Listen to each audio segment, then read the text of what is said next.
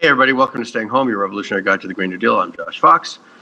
We always talk about the environment on this program. We talk about the coronavirus on this program. We talk about public health and safety. We talk about justice. Today, we're going to talk about all those things with Dr. Eric Feigl-Ding. Eric Feigl-Ding, you know him as Dr. Eric Ding on Twitter. His Twitter feed has exploded. Fast Company calls him the top Twitter COVID-19 influencer. You've seen his threads that he pushes out every day, long threads with scientific information, scientific studies, employing the precautionary principle about coronavirus. He's caused some controversy. People have said he's an alarmist. People have said that he rushes to judgment. He leaves out important information in his tweets. We're going to ask him about that.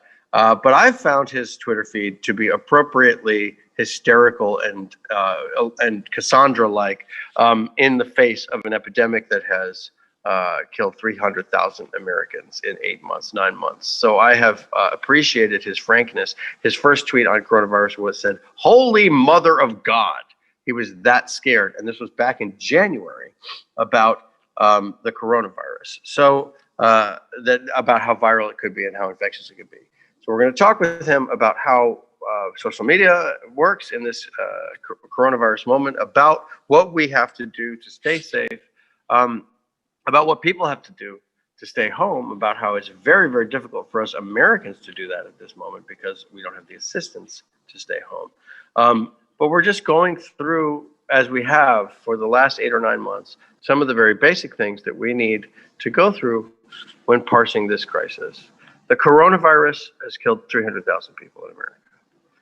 The fossil fuel industry this year, as in every single year of most of my life, air pollution has killed 5 to 7 million people this year.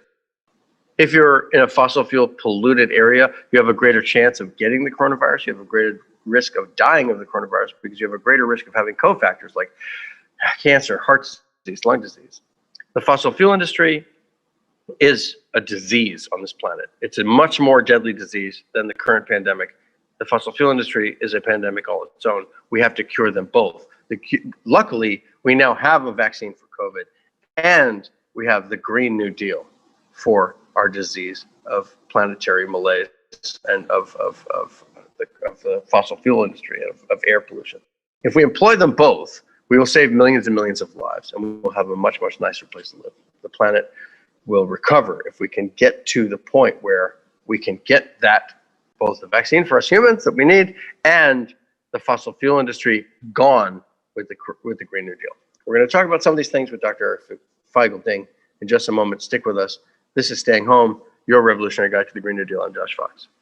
All right. So my guest today, Dr. Eric Feigl-Ding, I hope I pronounced that correctly. Harvard-educated epidemiologist, also sensation on Twitter. You were called on Fast Company, and I love this. It's a very strange title that you have now. I think COVID-19 influencer. I wish that you could influence COVID-19 a bit more. I mean, I reached out to you. I'm a fan. I follow you on Twitter, and I've gone to your feed because it mirrors the severity that I feel that we are in right now, and that with 300,000 more than 300,000 dead in the United States alone, the severity of this is cataclysmic. And you were one of the first people to call attention to that with a tweet where you put "Holy Mother of God" when you first learned about the coronavirus. First of all, welcome to the program. Thanks so much for being on. We're going to have a wide-ranging conversation today, but thank you for your work. Just before we went on, you said, if everyone had universal basic income, and I cut you off, and I said, well, wait a minute, let's just talk about that on the show. So I don't know where you were going with that, but why don't we start with that for my question?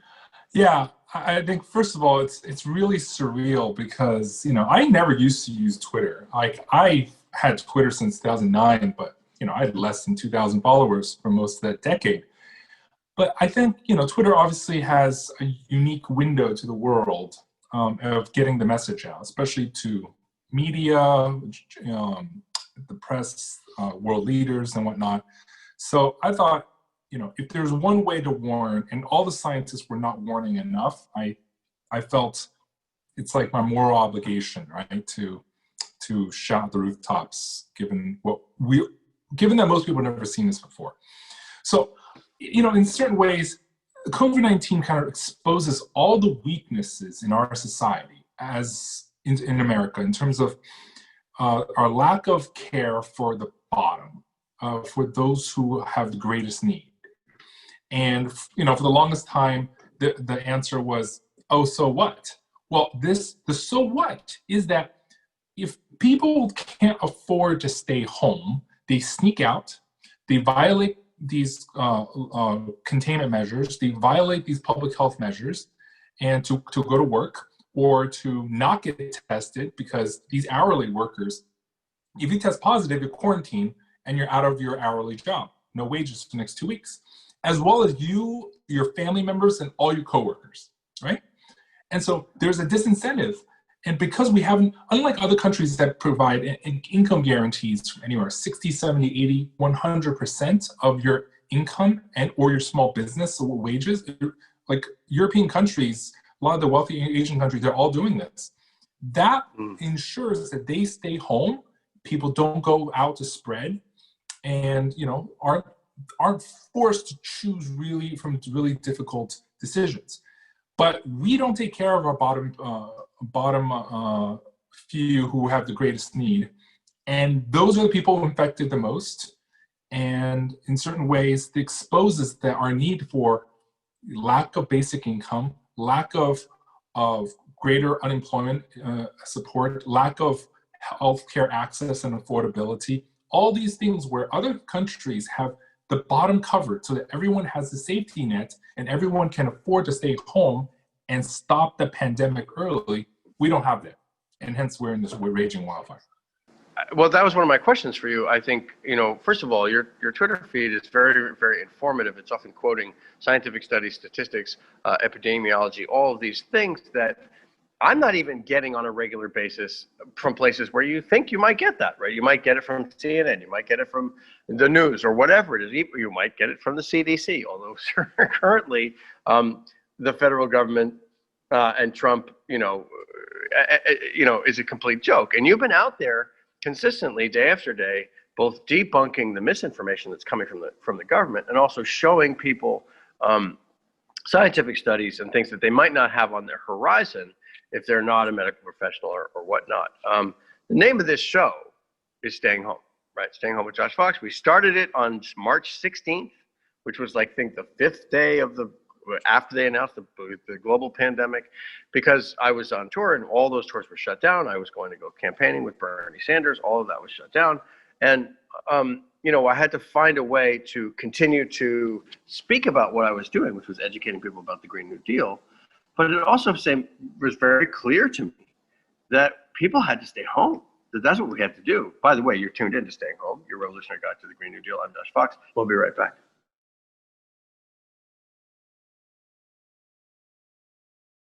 Tuned in to Staying Home, your revolutionary guide to the Green New Deal. I'm Josh Fox. And my guest is Eric Feigl-Ding, epidemiologist who you may know, and you should know from Twitter, and from from this moment, this viral moment. So and it quickly dawned on me that there was no way people were going to be able to stay home without paying them to stay home.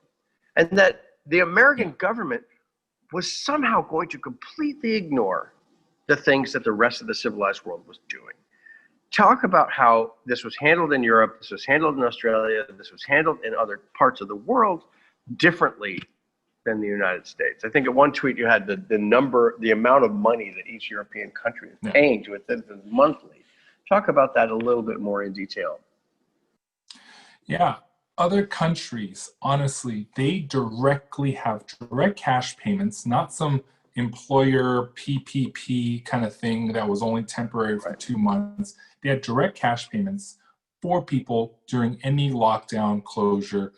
And it's basically, your wages are either 70, 80% subsidized or 100% subsidized.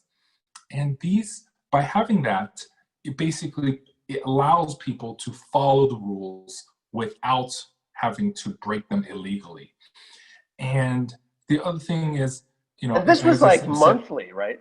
This was a monthly. Yeah, this is like check monthly. They do it any time they do a shutdown, and so it's very worrisome. And also, when you quarantine, like Vietnam, which is not a wealthy country at all, they quarantined 50,000 people when there was one hospital outbreak, and they paid for the room and board for 27,000 people of the first degree contacts.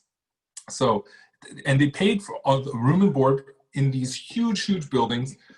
And basically, Vietnam has since had 0 cases, 0 deaths, only import cases, basically. And we see that in many other countries, like other places, when you enter a country, they give you, for quarantine, they don't like go stay home and on this trust basis. They give you special housing with food, and they give you an ankle bracelet. Now, I'm not sure if the ankle bracelet is the best, but some other places just basically, you're just required to stay there, and your mobile phone registers where you are, and you're paid you're basically paid to stay there. And we have these precautionary measures. So, like all these different things, it encourages. I don't know how well people in America would respond, or I don't know how well I would respond. I'm not sure about an ankle bracelet. I think we all have an ankle bracelet, and it's called your iPhone. Your iPhone is tracking you wherever you go. Your iPhone, your whatever, your Samsung Galaxy, it's all being tracked. So in many ways, we cart around. In America, we prefer to choose to put our ankle bracelet in our pocket rather than actually have an ankle bracelet on our ankle. That's of course a joke. But aside from some of these totalitarian measures which you're describing, which I don't think would fly here, and I think they would definitely be. No, I'm not saying they would fly here. There is a different spirit, though. But the basic income would potentially fly. Although there were people who were protesting to get back to work at jobs where they're making below minimum wage or below a living wage, and that was clearly part of the cultural messaging. But I think in those countries, I mean, and I've lived in Southeast Asia. I lived in Thailand for many years.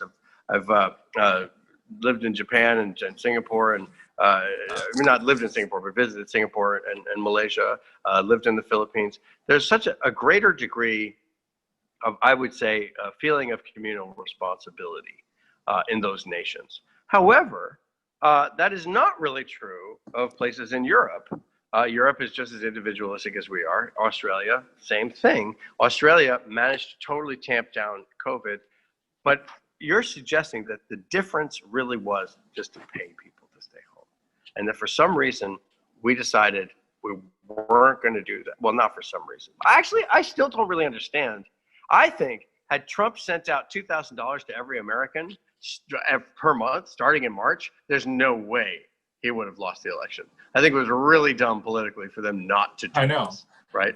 Yeah, that's actually an interesting point, because if he had just done what those other countries had done, he would have won the election by stopping the pandemic early, and by giving this free income. Obviously, his advisors talking him out of it. But of course, basic income is just only part of the equation. The main equation is the lack of leadership on the science, on the testing, contact tracing, quarantine, especially testing. It would have been so easy. You wouldn't need a vaccine. Like basically, New Zealand, Australia has soccer matches, like concerts with mosh pits and everything. You don't even need a vaccine to conquer this if you had moved early. You mean it's not a vaccinated mosh pit? It's an unvaccinated mosh pit. An unvaccinated mosh pit. I did get a test today, right here, for a COVID antibody test, and I'm going to talk about that in a second. But I did remark to my friend who said, "Don't you want to have some orange juice?" I said, "I've left more blood on the dance floor. I would rather have unvaccinated mosh pit myself. But right now, there's no way I'm getting into a mosh pit in America without the vaccine." But go ahead, I'm interrupting you. No, they're having all this stuff happen. We want life to go back to normal. We want to be able to go to parties and concerts and nightclubs. It's just right now, it's because of this lack of leadership on the federal level. I would say a huge part, but also on state levels by a lot of people who basically refuse to put in mask mandates. Where it's mask is, again, it's not that onerous. It's not an ankle bracelet. I'm not advocating for ankle bracelet. I'm saying like a mask thing is something that shows social solidarity, right? I think that the social solidarity aspects of masks is incredibly important. But the problem with that I have to say, I agree with you so much. I've done this whole program with a mask on for one show because I didn't feel that there were people in this building who were wearing enough masks, and I didn't feel that I was safe in this space. I've since taken several precautions. But listen, it's what you're pointing out, social solidarity.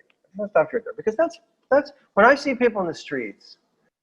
Yeah, I'm here in New Orleans, right? And I know you're in PA. I think you're in PA, right? We did most of the show from Pennsylvania, back in the first 6 months of it. When I see people without masks on, and they're clearly tourists, and they're coming in my city, and they're walking up down the street, I'm like, listen, guys, this is about us showing to each other that we care about each other, that we're willing to undergo a minor inconvenience because we care about each other. Sorry, I just needed to underline that point because I think that's extraordinarily important what you just said. I apologize for keep interrupting. I think the solidarity point is, there's rugged individualism in America.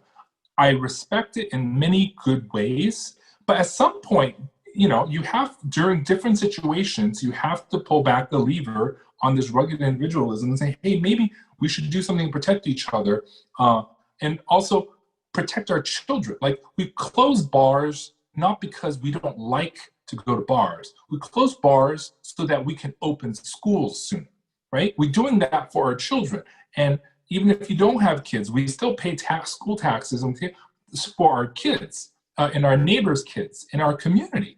But the fact that people just refuse to do something that does not cause them any harm, and of course this misinformation is a different topic, but does not cause them any harm, just so that we can protect each other, our community, and our kids can go back to school, that is just ludicrous, and like really, really, sociopathic level of individualism. And I think that has to end.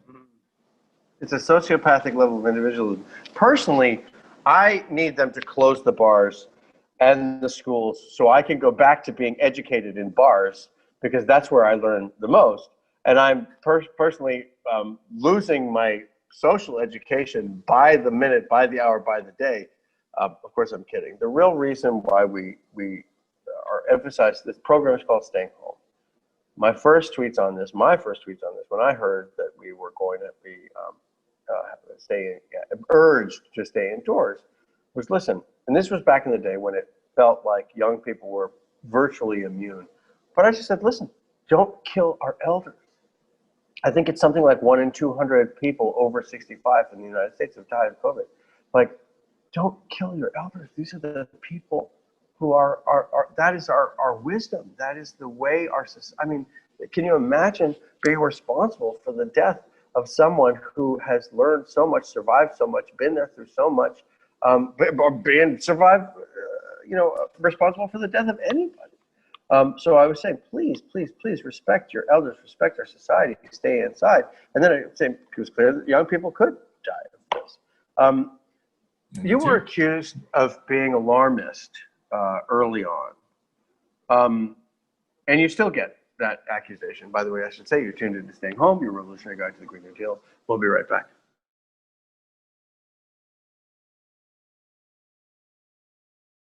You're tuned into Staying Home, your revolutionary guide to the Green New Deal. I'm Josh Fox. I'm with Eric Feigl-Ting, the doctor, epidemiologist who has done so much to be the Cassandra of COVID-19 on Twitter, to really talk about how this was coming and it has to be taken seriously. What does it feel like to be described as an alarmist for talking about how serious this pandemic could be in a country that has had 300,000 deaths? What do you feel your role is? I think alarmism is obviously relative, right? If you've never, people don't have a concept of what a crazy pandemic, the 1918 pandemic was, that killed millions of people. We don't have living memory of that. we have history books, but we know a lot of Americans don't read history books. And so in January, I could have said aliens were coming, and it would have been just as crazy as saying the world is going to shut down and hundreds of thousands of Americans will die and millions of people will die because of this. It would have been just as crazy.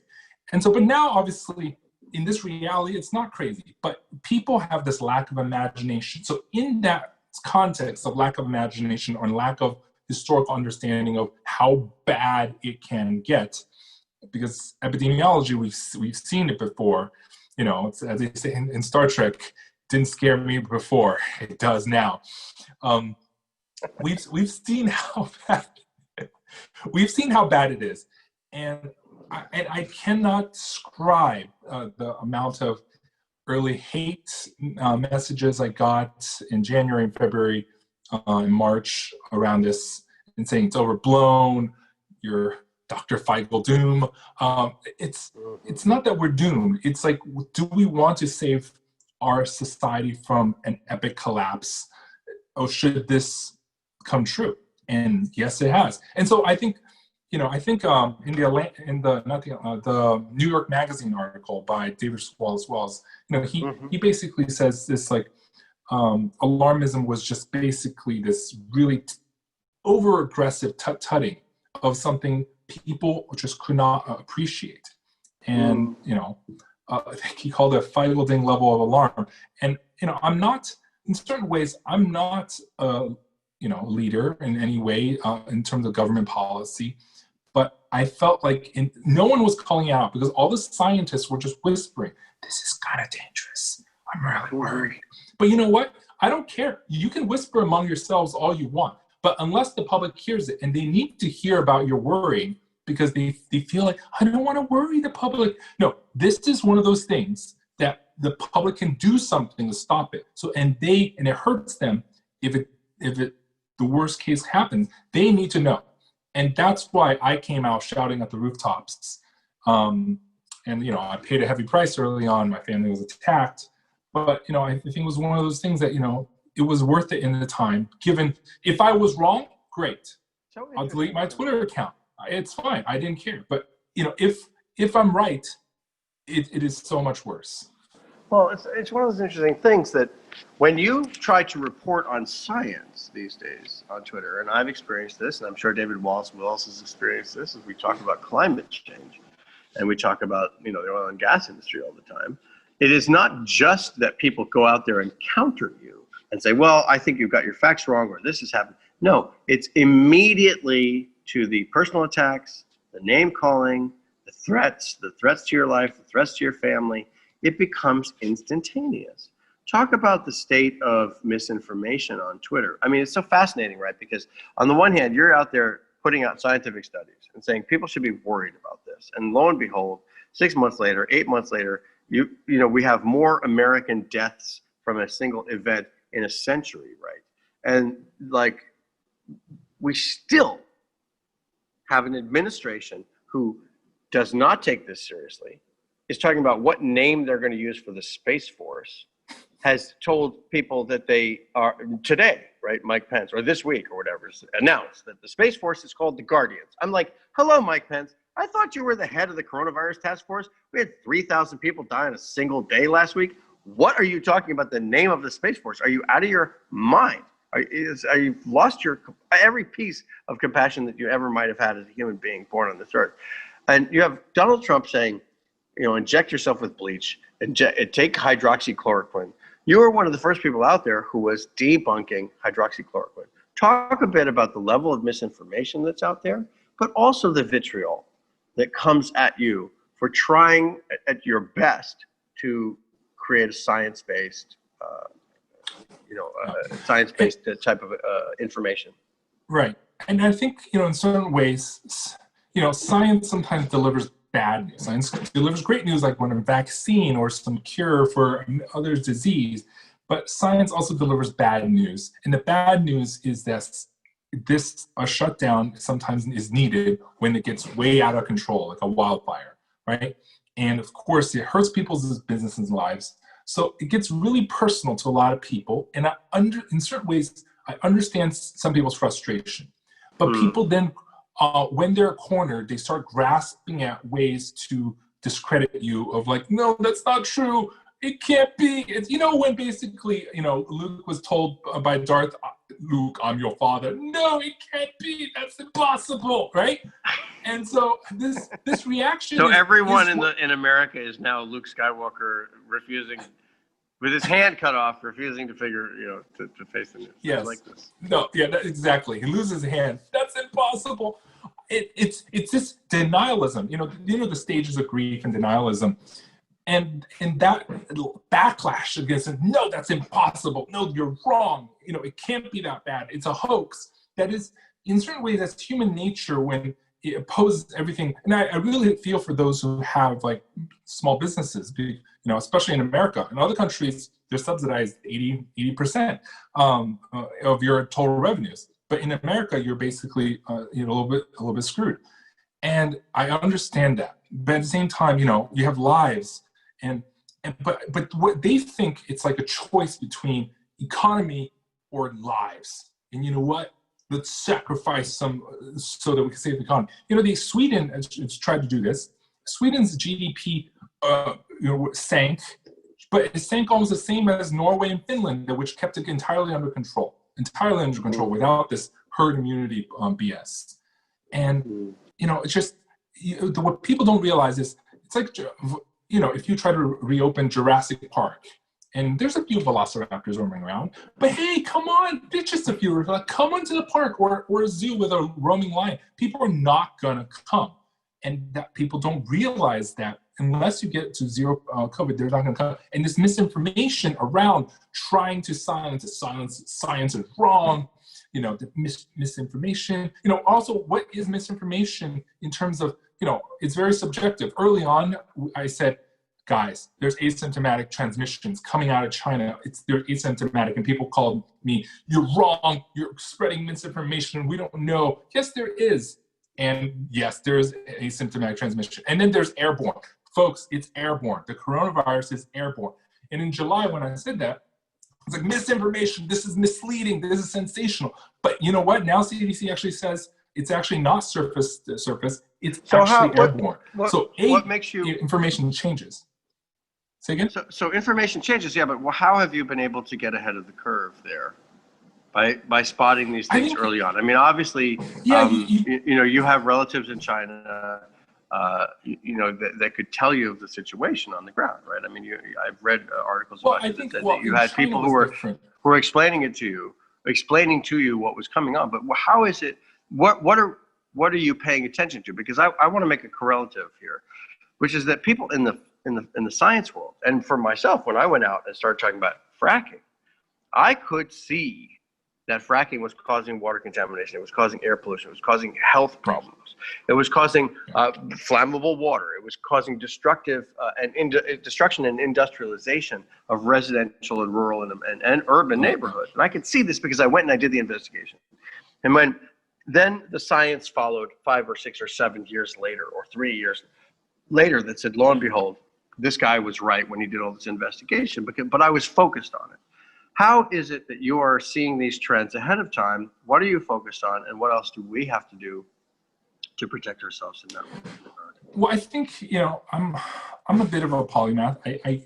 I don't stay in like one lane of evidence, and a lot of virologists, bless their heart, right now they're doing really great work. In certain ways, they stay in their narrow world, and I think I cast my net of information a little bit wider. But with the scientific mindset, and also with the mindset of precautionary principle. Like, were we absolutely 100% certain there's asymptomatic transmission? Not 100, but I felt it was like 75, 80% confident that there's asymptomatic transmission. But if I'm wrong, okay, I'm wrong. It spreads slower. But if I'm right, it actually spreads much faster, and all this, thermometer-based screening at airports, which we know is totally completely useless, would be actually allowing the virus to spread worldwide faster.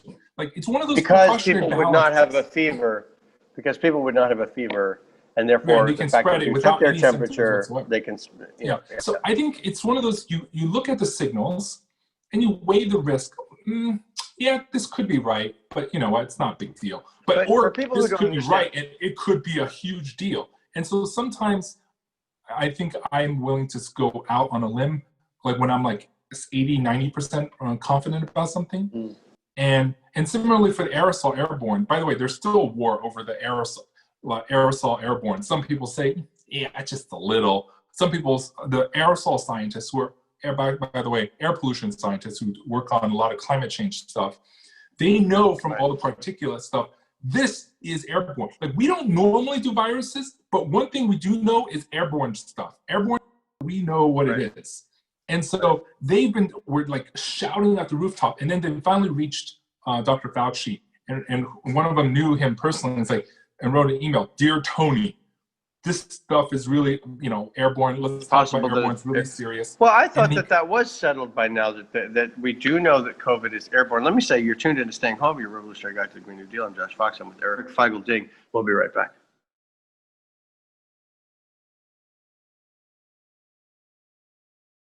You're tuned in to Staying Home, your Revolutionary Guide to the Green New Deal. I'm Josh Fox. I'm with Eric Feigl-Ding, who you know as an epidemiologist on Twitter. His viral threads have been very informative and in some cases controversial, spreading information about COVID. But before we go to the airborne, because I have specific questions about that, you mentioned this idea of the precautionary principle, which is, you would think, the rule in environmentalism. You would think that your first job was to make sure that you were not doing harm. And we talked a lot about this with fracking. We talked a lot about how we knew that fracking chemicals were going to go into the groundwater. We knew that it was going to get into underground sources of drinking water. We knew that fracking chemicals were going to end up in the rivers, lakes, and streams. We knew that those chemicals would volatilize and end up in the air and cause massive health problems, all of which the movement knew before the curve of science and epidemiology, which is slower, was able to say, yes, for sure, this is happening, right? We knew because we knew people are your first line of data. People are your first line of data. It's not always, what measurements you took in the air. It's what are the people saying on the ground. That's why journalism exists, right? So we knew that we were right, and we went out and said, because of the precautionary principle, we cannot do this. We cannot frack these watersheds. We cannot spread these chemicals into the air. Lo and behold, later we got the epidemiology. But this is what I'm trying to get across during this interview, that you're tweeting a lot of things out of the precautionary principle. Do you worry that some of those things are potentially off base or have been too scary for people or whatever, or causing mental anguish or whatnot?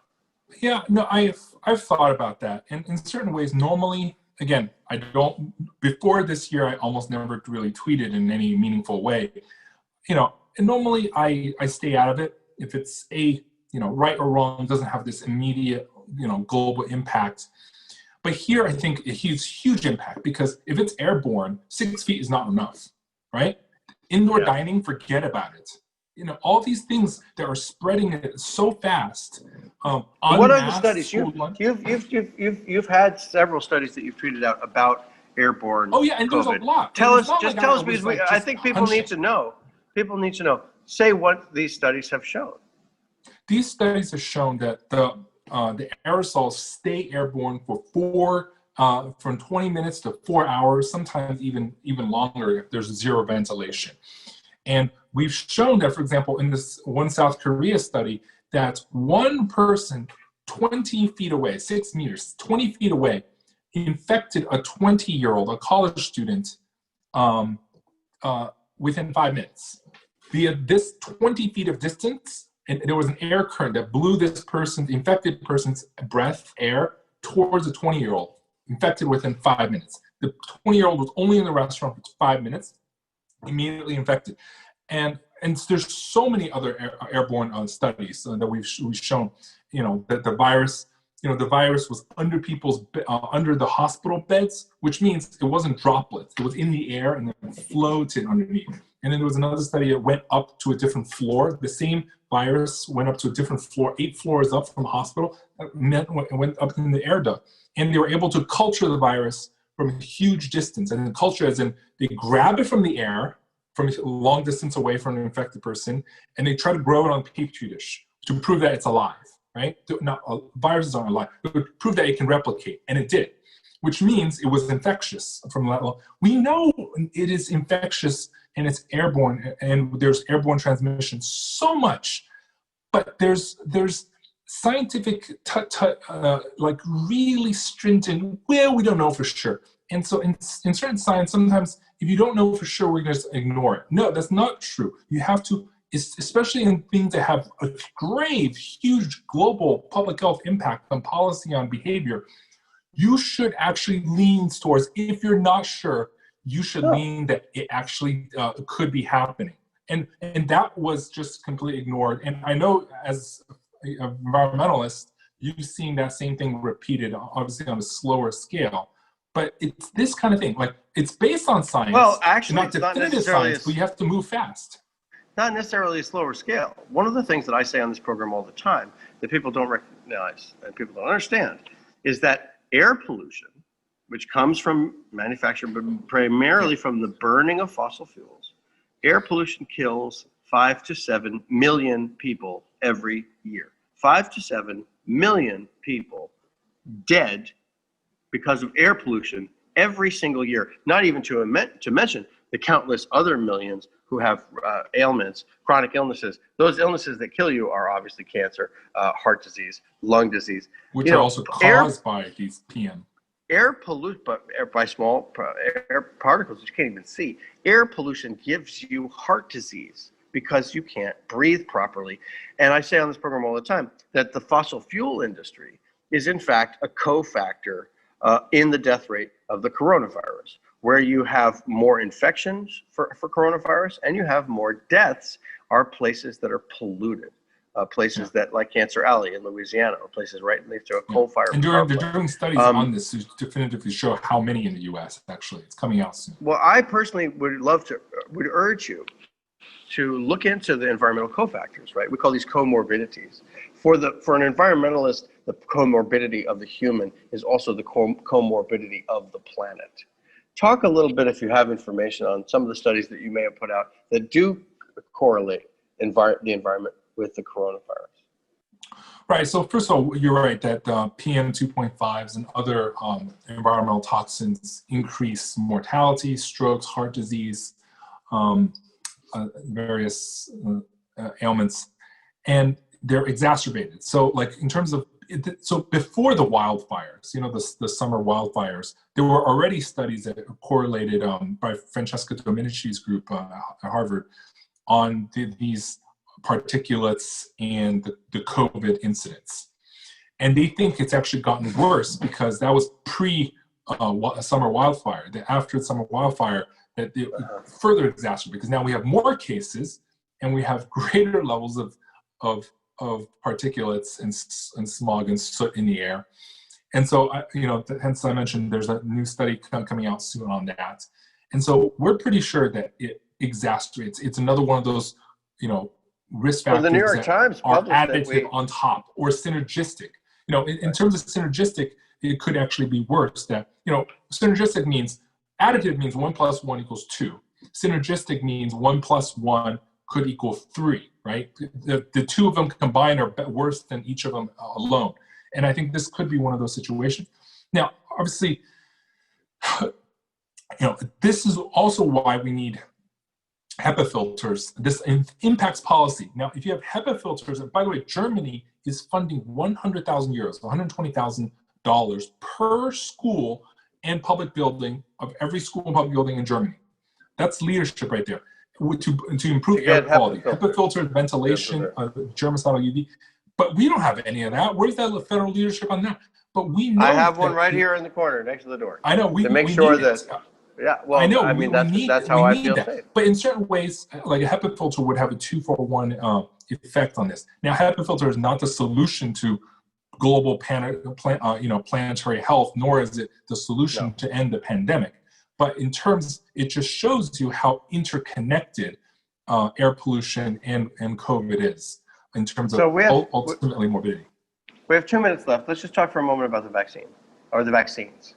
We're seeing already anti-vaxxers threads all over the place. But what are your hopes and how fast do you think it's going to come out to the American people in terms of vaccines? Well, the rollout, we always say the vaccines is great, but it's not the vaccine itself that saves lives, it's the vaccine program, the rollout that actually saves lives. And faster you roll out, they actually, we talk about trillions of dollars of difference in the global economy, depending on how fast we roll out. But some trials are still underway. But the two vaccines we have, Moderna, Pfizer, they're really great. One needs ultra cold storage, which is harder. One needs just regular freezers, which allows us to distribute to smaller clinics around the country much faster. We're going to roll out a lot. But in certain ways, my worry is that the anti-vaxxer movement is going to grow and grow. But I'm hopeful that the uptake will be high because eventually there will be social pressure. Like, you want to attend your concert? You need to show that you've been vaccinated, right? You want to go back to school, you have to show you're vaccinated. You want to fly on a plane, you need to show you're vaccinated. In certain ways, I'm hoping that pressure will eventually win over. But the anti-vaxxer movement, gosh, we say the anti-maskers of today are the anti-vaxxers of tomorrow. And we're already seeing that in many ways. The vaccine is safe. It is definitely safe. It is not even the whole virus. Some of the old conspiracies around, you're giving the actual virus to you. No, you're not. It's just a snippet of it, and it disappears. And anyone who doesn't say so, there's no science to really support that. Look, the vaccine will save us. The problem is it will be too slow to just rely on the vaccine, and that's my danger right now. The vaccine will not get to sufficient numbers. It's not even going to reach the general population until late spring or summer. And if that's not going to reach the general population, it's not going to have population-wide vaccine herd immunity, which is the only herd immunity that actually is true. The other herd immunity it was just totally made up in terms of the natural infection. The vaccine will be too slow. So until we get to late spring, when it's the general population available, we still need to do mitigation. Public health, the mask wearing, we still have to wear the mask for quite a while, and distancing and airborne precautions. And people now are getting this message, vaccines are here. Hey, we don't need the mask anymore. That's absolutely not true, because we are not going to get to a level at which you can drop your mask. It'll take us another 4, 5, 6 months. Thank you, Eric. We're out of time. Tell us really quickly what's your Twitter handle, and they can find you there. It's at Dr. Eric Ding, DrEricDing, D as in Delta. Eric, thank you so much. I learned a lot, and please continue to employ the precautionary principle, informing us about what we need to do. I really appreciate it. Thanks so much, and everyone stay safe. Okay, hopefully we'll have you back on at some point. Thanks, Eric. Yes. That's our show for today. You're tuned in to Staying Home. We're trying to give you information about the coronavirus. We're trying to keep everybody healthy. We'll see you tomorrow.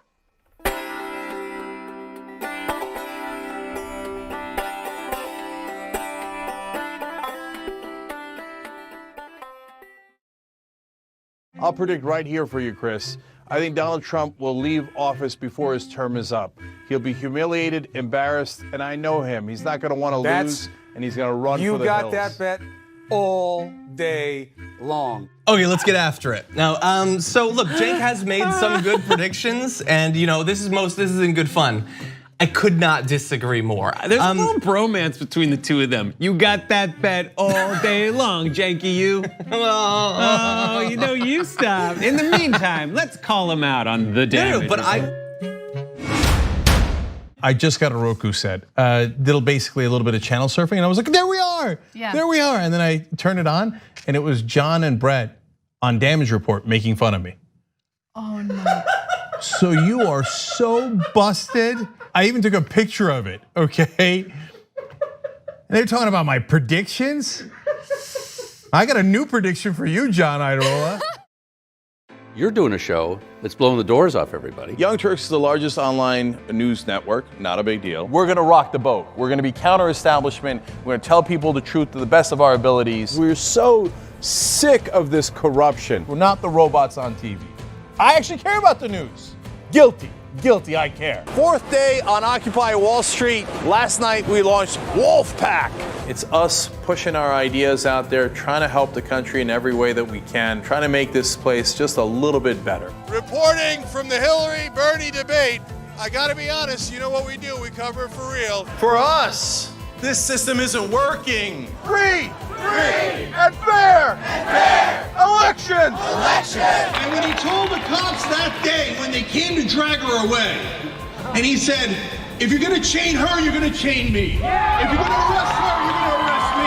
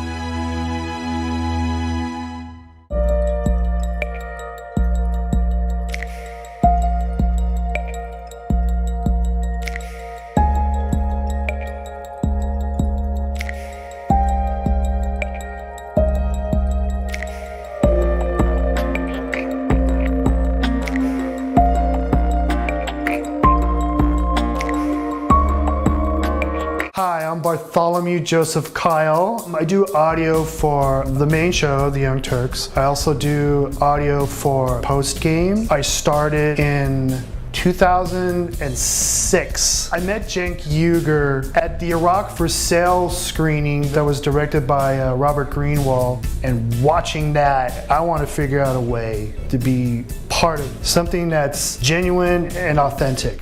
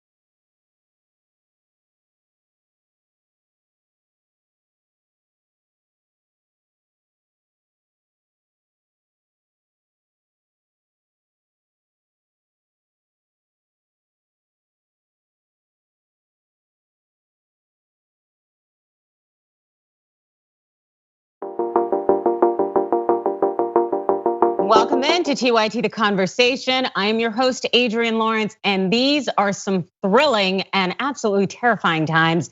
But fortunately, with me, I have as a guest, the man with all the intel, resident TYT voice. You know him well, the host of the Benjamin Dixon Show. Welcome in, Mr. Ben Dixon.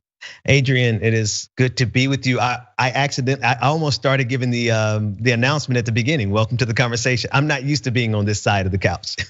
Well, it's good to have you here, especially given all that is going on in Washington and unfortunately across the nation. You know, we're just some 24 hours out from an attempted coup by Trump and his minions who attacked the US Capitol building with the apparent kind of permission of DC law enforcement. But what about this insurgency really resonates with you?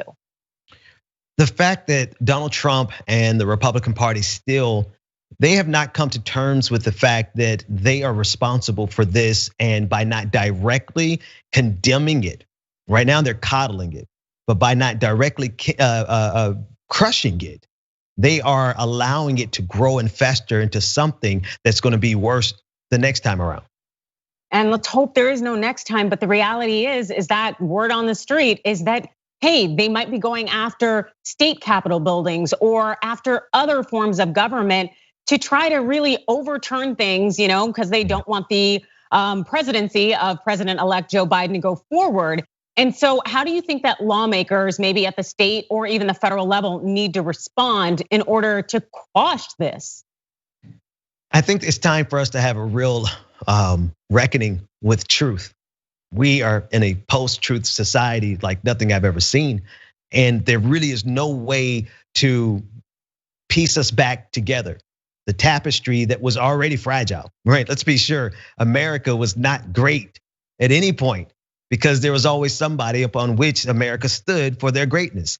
And so if we don't get to the core of the problem here, we're just gonna be chasing the specter of democracy while conservatives burn it down around us. Absolutely, and it seems that they're willing to burn it down at the expense of everyone to try to maintain that monopoly of power because they don't want people like us, brown and black people, to have vote and to be able to make change. And we're seeing this coming off of the Georgia senator election, which, hey, we got both seats there. But in terms of moving forward and where we can go with this, do you think that there needs to be some kind of substantive punishment for these insurrectionists who essentially are trying to leverage this coup? Yeah, no, absolutely. There has to be consequences for this. And listen, I'm not, I am for defunding the police. I am for contracting or dismantling the empire. So I am not one to push law and order. But at the same time, if America does not punish these people, they're sending a message that there is a level of white anger that can go completely unpunished when we can't even ask cops to stop killing us without them spraying us with tear gas. You're sending the wrong message, but we're hearing you loud and clear, America. Absolutely, and it's something that we saw where we saw police essentially pulling back those barricades so that we could have these domestic terrorists rush our Capitol building. And just to watch that and to see the photos, it's very scary because it's an exercise of white supremacy, really with the permission and almost participation of law enforcement.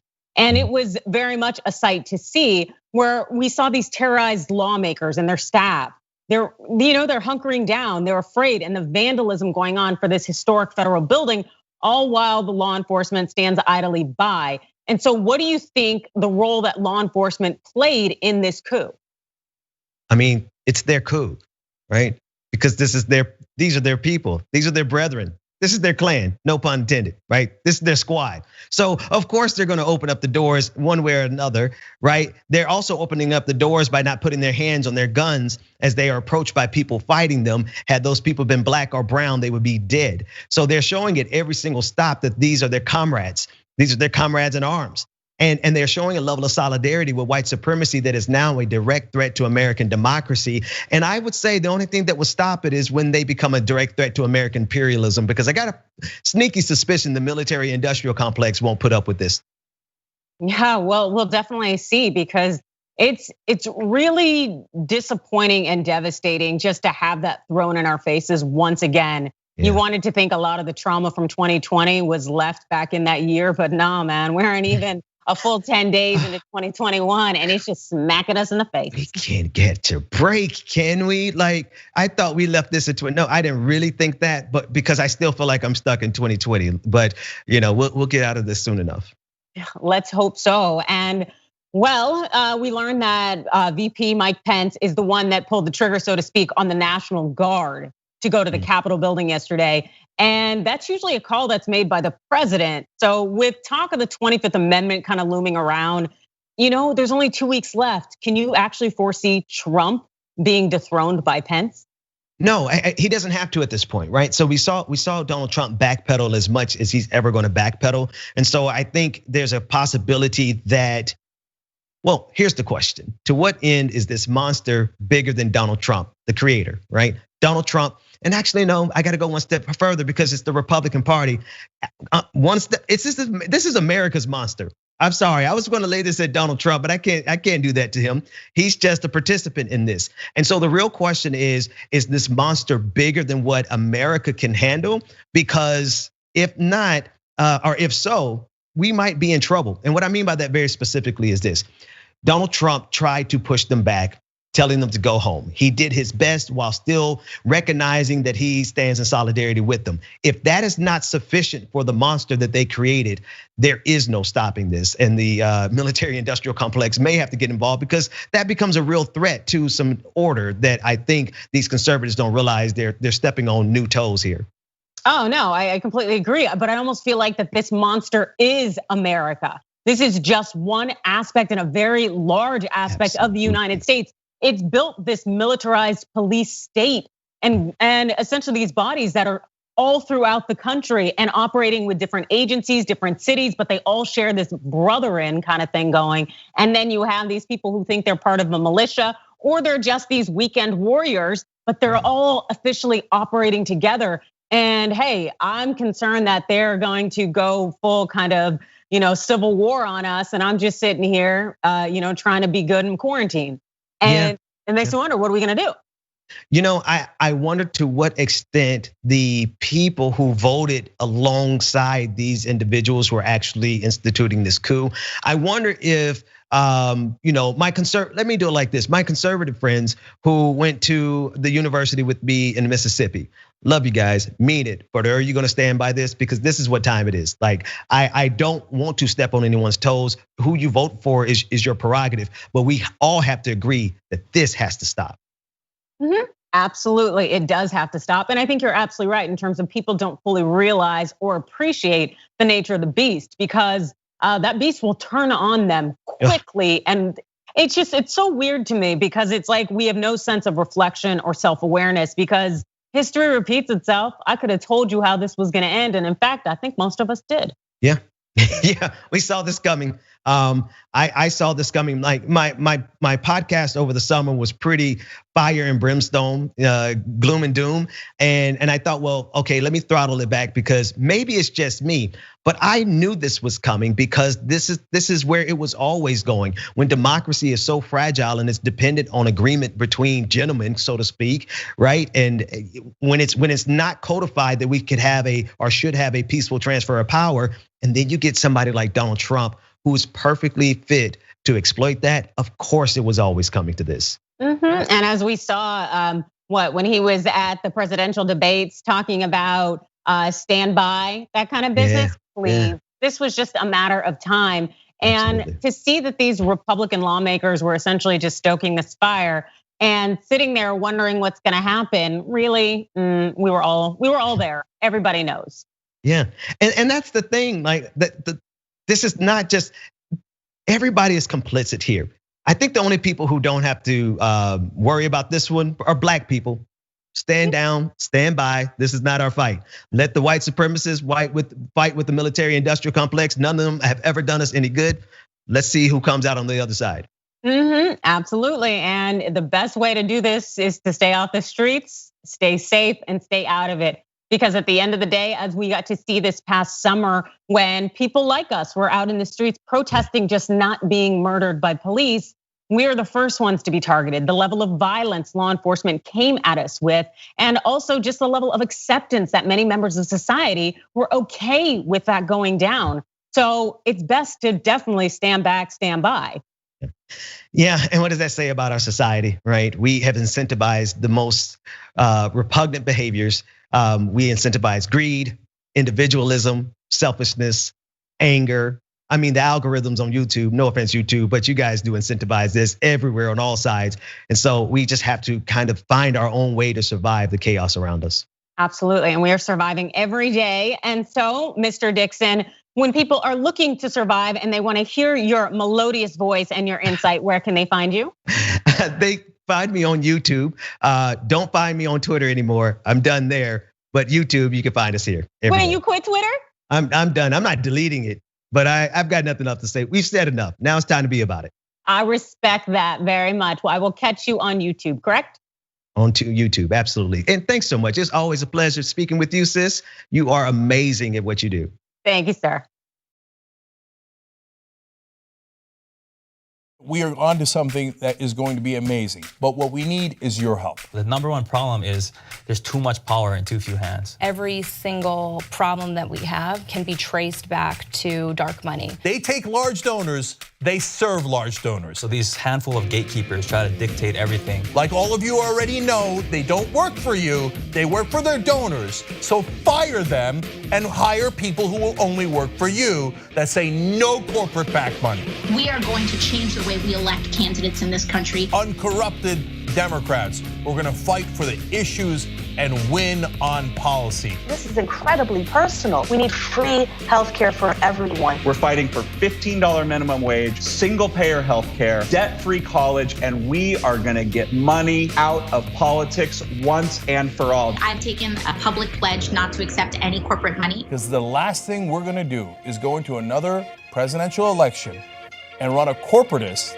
against a populist candidate. At some point, the buck needs to stop, and it's gonna stop with us. It's gonna stop with Justice Democrats. So who are we? People who do not take corporate PAC money. We're relying on small donors. 99.9% of our contributions came from people. You're a Just Democrat, so you don't take any corporate PAC money. I'm not influenced by money. As a Justice Democrat, I made that pledge. Not a betting. Absolutely no. I will go to Congress unbossed and unbought. We try to create a government which works for all of us. That is what America's about, and that's what a representative democracy should be about. We are just getting warmed up here. Vote for uncorrupted Democrats. The fight starts now, it starts today, and it starts with you.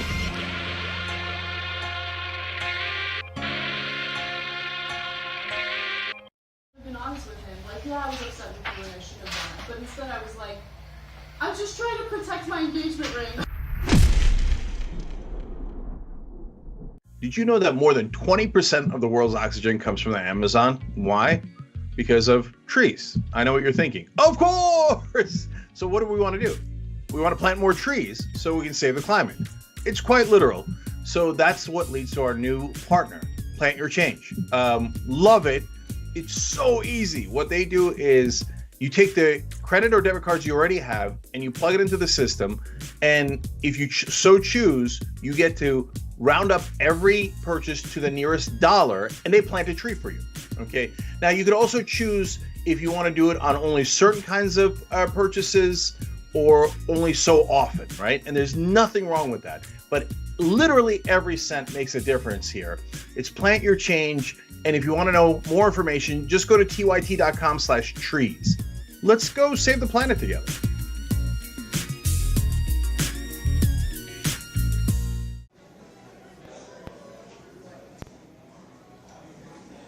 Now, top.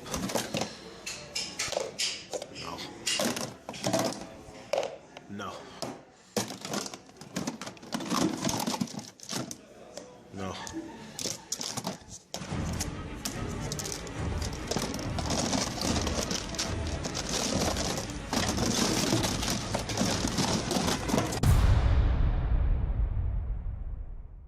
Today, a terrible day for the internet, a terrible day for America. The internet as we know it is not going to exist anymore. A real dark day for information and yet another way that they're bleeding out the democracy. We're now going to have these gatekeepers of information deciding what we can and can't see, and that's what scares me the most. Whether you're conservative or progressive or anywhere in the middle, this is the one thing we should all agreed to. Protect the internet, because the establishment is coming for it. Don't let them destroy the internet.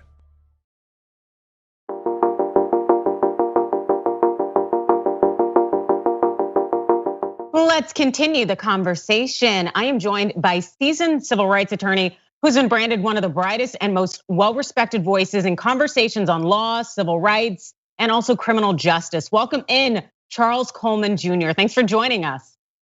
Thank you so much for having me. Glad to be here, Adrian.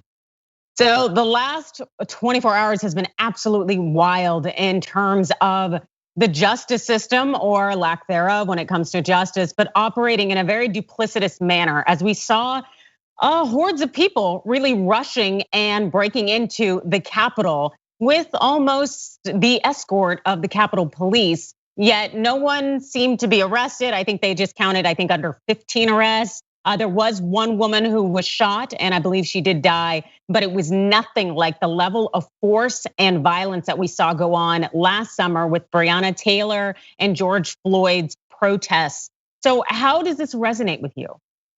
I think if there was ever a question about the two Americas that we talk about oftentimes with regard to the criminal justice system, this is exactly it. This is exactly indicative of what so many people in different communities have said about the fact that police operate differently when they are dealing with different people and different groups of people and different demographics in America. If you look at what the response was to protests and rioters across the country nationwide in the wake of civil unrest surrounding George Floyd, in the wake of civil unrest around Jacob Blake, and also, of course, in the wake of civil unrest around Breonna Taylor, it pales in comparison in terms of the level of force and aggression to what we saw today in terms of the Capitol Police. You mentioned the word escort.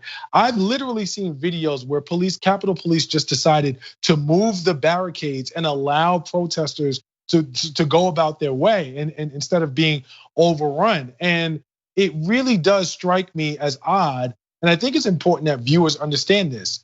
For you and me, as people of color, we watched today folks do things that, as a black man in America, I would be murdered for.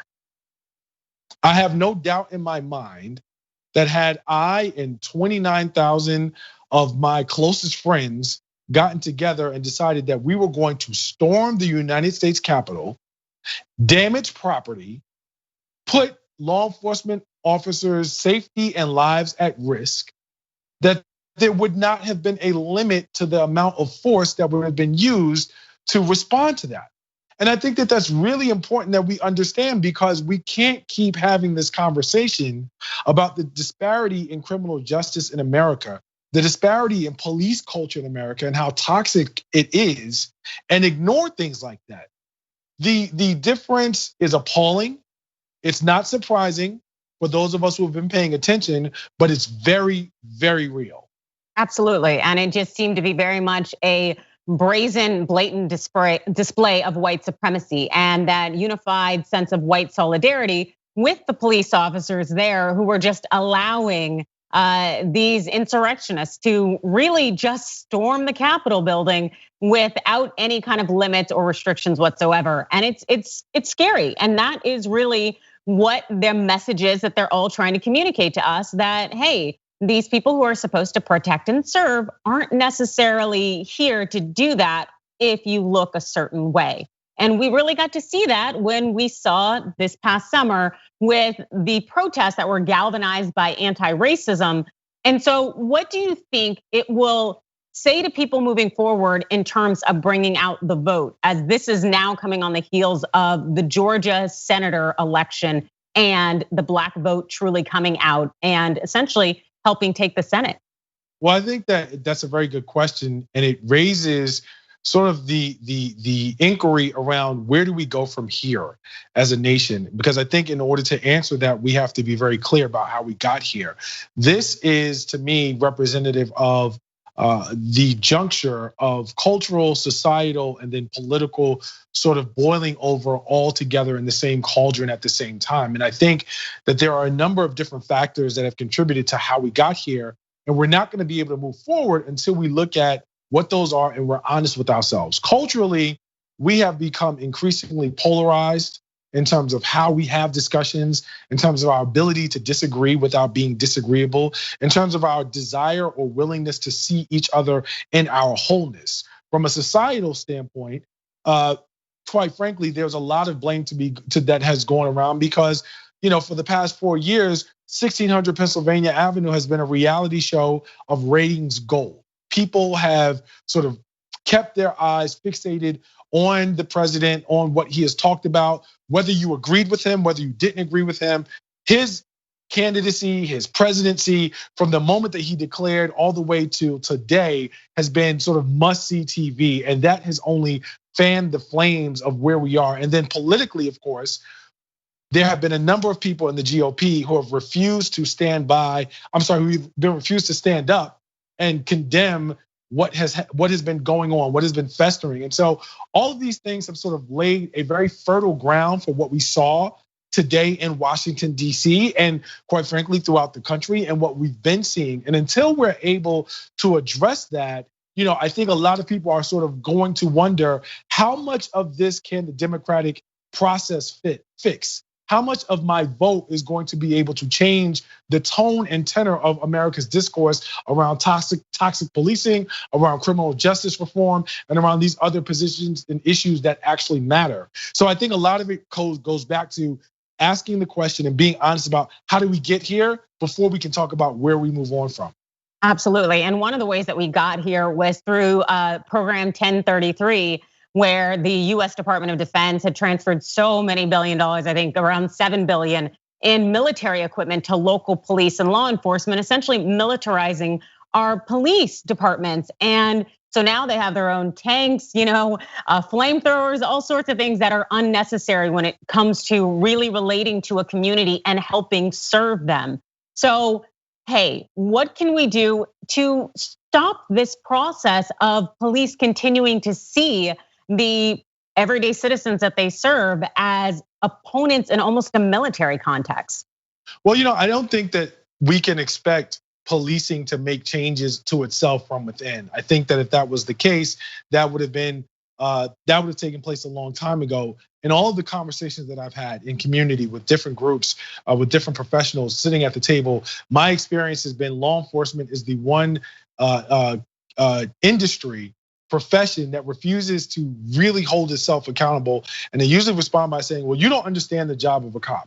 You don't understand how difficult it is to do this job. And what I often say is, how is it that we can all concede that we can improve at our profession, and yet law enforcement unfailingly is the one group of folks who refuses to give an inch when it comes to the need to perhaps engage differently or do things differently or look at things in a different way. And so to that extent, I don't expect that cultural change to come from within. I think that it's a change that has to be prompted by the people who are put in office, by the people who have platforms to continue to apply pressure on law enforcement.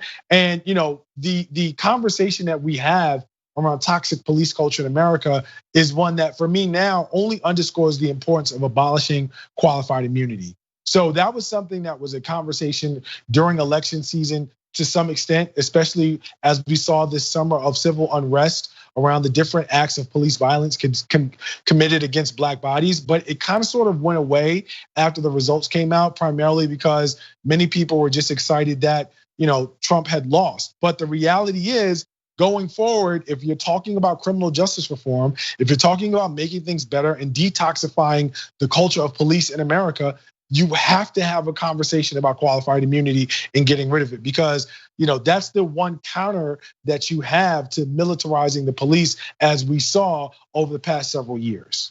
Absolutely, and something that kind of almost got overlooked just a bit, or at least we didn't get a chance to spend as much time on it, is the results of the Jacob Blake investigation, where the prosecutors essentially came forward and said, we are not going to prosecute the police officers that put multiple bullets in his back and left him paralyzed. And the thought that the rationale there in terms of, he had a knife, that it was justified. These are things we hear all the time and they are problematic. And so how would you address that at the local lower level when you have institutions that are unwilling to hold their officers accountable? So that's a great question. I think that we have to really examine where the power players are, and every jurisdiction is going to be different. Every place is going to be different. I know that, for example, in New York, where I reside and where I practice law, the police union is a behemoth of an animal. And that's something that is extremely hard to counter and hard to deal with. I think that the way that you sort of navigate that space, if you're, Joe Citizen USA, is that you really do have to have a set of criminal justice non-negotiables for anyone who is seeking your vote. And I think that when it comes to on a local and a state level, especially as it relates to those folks who are looking for your support in positions of law enforcement, be it a state attorney general or a local prosecutor, the question that we should all be asking them as a non-negotiable, if you want the support of my vote, if you want me to advocate for other people to vote for you, if you want me to bring people to the polls, you need to be very clear with me about what it is that you intend to do to dismantle the institution of qualified immunity. And I think that that's how you approach it on a local level. All right, thank you so much for joining us. Charles Coleman Jr., can you tell us where they can find you on social media? Thanks for having me. You can find me on Twitter at CF Coleman Jr. Fantastic, thanks for joining us.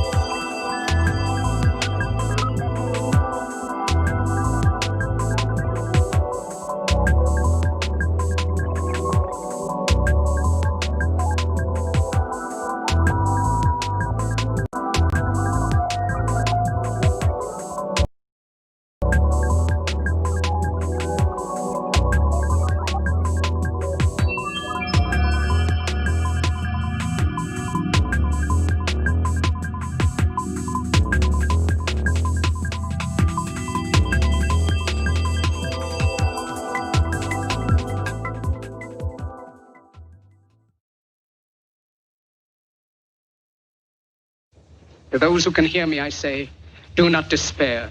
The hate of men will pass and dictators die. And the power they took from the people will return to the people. You have the love of humanity in your hearts. You don't hate, only the unloved hate. The unloved and the unnatural. You, the people, have the power to create happiness. You, the people, have the power to make this life free and beautiful, to make this life a wonderful adventure. Let us use that power. Let us fight for a new world. A decent world that will give youth a future and old age a security. By the promise of these things, brutes have risen to power, but they lie. They do not fulfill that promise. They never will. Dictators free themselves, but they enslave the people. Now let us fight to fulfill that promise. Let us fight to free the world, to do away with greed. Let us fight for a world of reason. In the name of democracy, let us all unite. President and First Lady Melania Trump making their way inside. The chanting you heard, vote him out.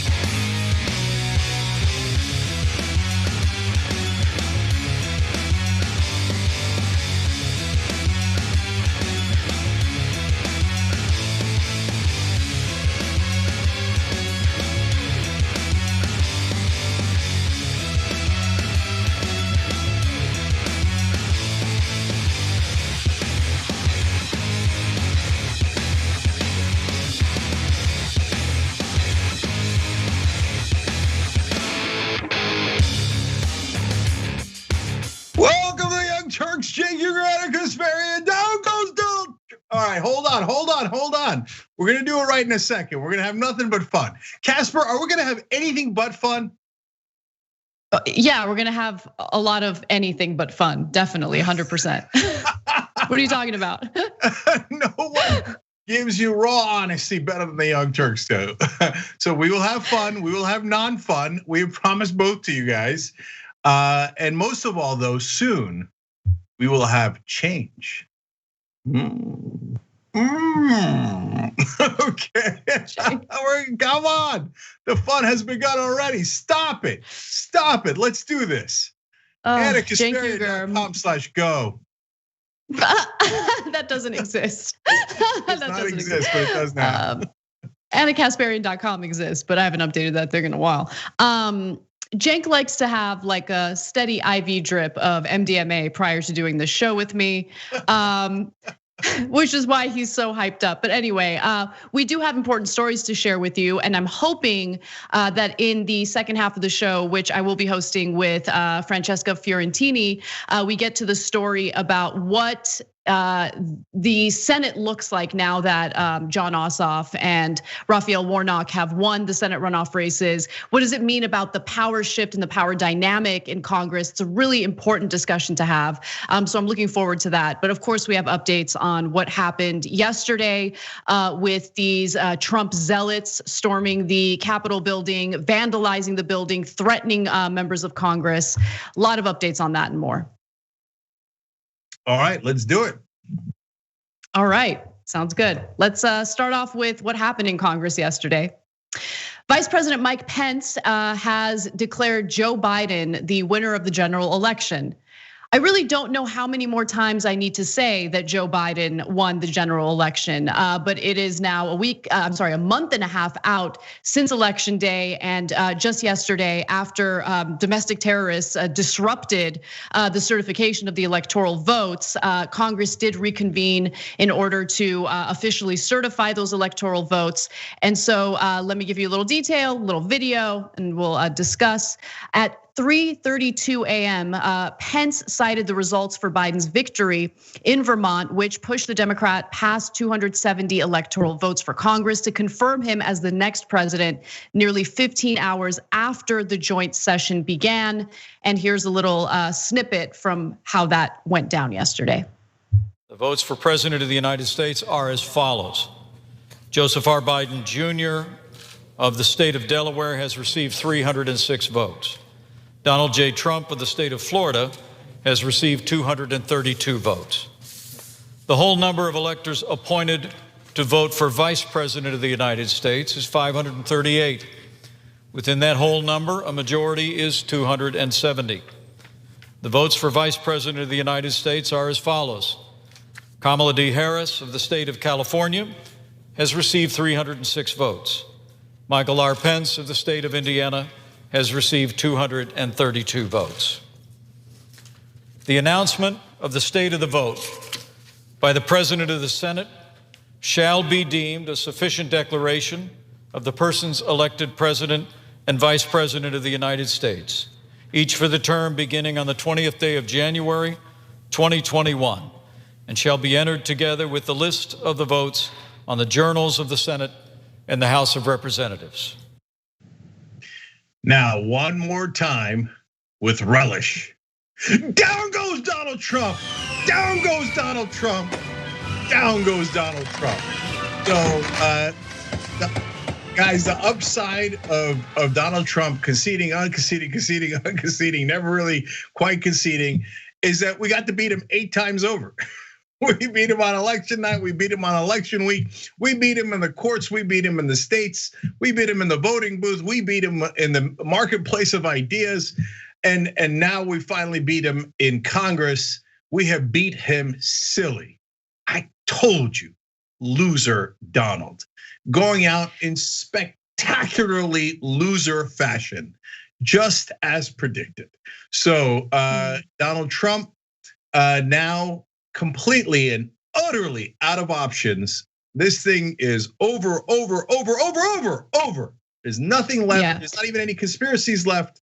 And I told you at the end that he would look for a little bit of a feeling out whether there could be a military option, and they did, just like we told you guys. Michael Flynn went in there, talked about a military option near the end, martial law. Donald Trump had hours of conversations about it at the White House. And at the very, very end, after that option was exhausted, you would have the violence. And there we had it. Yesterday, we had the violence. Well, now that that's done, there's absolutely nothing left other than a swift kick to the posterior of one former president, Donald Trump. So let me give you the other side of it. First, something to buttress your point and reinforce it. According to the Washington Post, shortly thereafter, Donald Trump, who had defiantly told supporters at a rally that he would never concede, said in a statement that, quote, "There will be an orderly transition on January 20th. I have been buttressed. Yeah. But also now I'm going to give you the other side. The other side is Donald Trump is a liar and you shouldn't believe anything he says.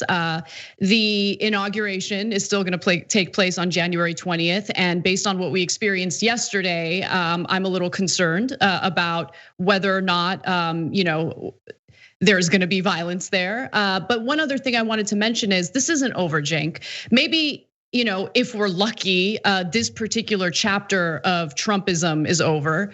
But remember, tens of millions of Americans, 70 million Americans voted for that guy. 70 million Americans think that guy is fantastic.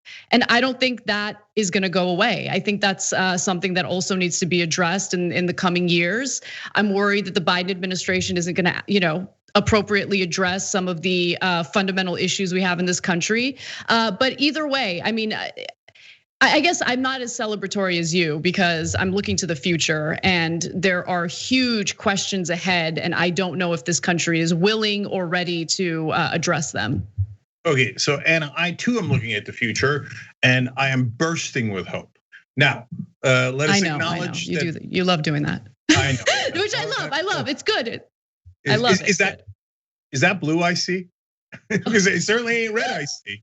Okay, by the way, one more time, MAGA, na na na na na na na na na. Oh, what was that about an election meltdown? I don't remember us invading the Capitol and breaking things inside and getting people killed. I believe an election meltdown was what we saw yesterday. All right, now back to the buttressing. I appreciate that I have been duly buttressed, and I accept your counterpoints fully. But let me acknowledge and then get past it. So it's true, 74 million Americans did vote for Donald Trump, and they're not going anywhere, and they are largely still on his side, even though he has now lost the overwhelming majority of Republican politicians because the lunacy wound up at their doorstep, right? So it's. The analogy that's often used is Frankenstein, and they did. They built this Frankenstein. They built it through the Southern strategy. They built it through the dog whistles that the Republican Party has been doing for decades. They encouraged racism, they encouraged fear, they encouraged hatred, and they built up a monster that was inevitable. It happened to be Donald Trump, but if it wasn't Donald Trump, it would have been another right-wing populist who came in and did very similar things. So we actually dodged a bullet in a sense. We got lucky that this Frankenstein, they forgot to put the brain in. Okay, so, okay, and next time let's hope they don't get it right. But Anna, you're absolutely right that the establishment has had a hand in building that Frankenstein by not acknowledging the massive problems in this country. Now, the reason that I am hopeful is because I think that there are enough progressives in Congress and there are enough progressive groups out there now and enough power in those progressive groups and legislators that we can begin to make a significant difference. And already, look at this, Cori Bush on day one goes to expel the Republican traitors. The Democratic leadership would have never done that, never. In fact, they didn't love this idea in the first place. But progressives are saying, sorry, sad day for you. If you're not gonna fight them, we're gonna fight them, okay? So step aside, Butch, we got this. So we will challenge not just the Republicans, we will challenge the corporate Democrats. And when we do, in the new day now, where there is a bigger and stronger online presence, and the media, the mainstream media, is having to acknowledge and respond to that presence, we will start to pile up victories. And from now on out, it's going to be a very rough ride. I don't want anybody to get it wrong. Anna's absolutely right. There's massive populism on the right. They're not going to go away. There's populism growing on the left. There's a healthy and then there's an unhealthy version of that populism. But I think out of that muck is going to rise us, all of us together. You guys, us, the people that you have supported, and we're going to grow into a force that challenges the Bidens and the Pelosi's and the Schumers of the world effectively. And finally says, are you going to do this or not? And so going forward, a lot of the show will be about how do we bring that change to you guys? How do we fight every step of the way to make sure that we can get those bills passed that actually affect your lives? But the first and most important step was to make sure we didn't lose the country. And we almost literally had a war on our hands yesterday. And the reason I'm celebrating today is not just because Frankenstein has been put down, but because we have finally gotten past the fascists, so we can now move on to the fight, which arguably has been a longer and harder fight with the establishment.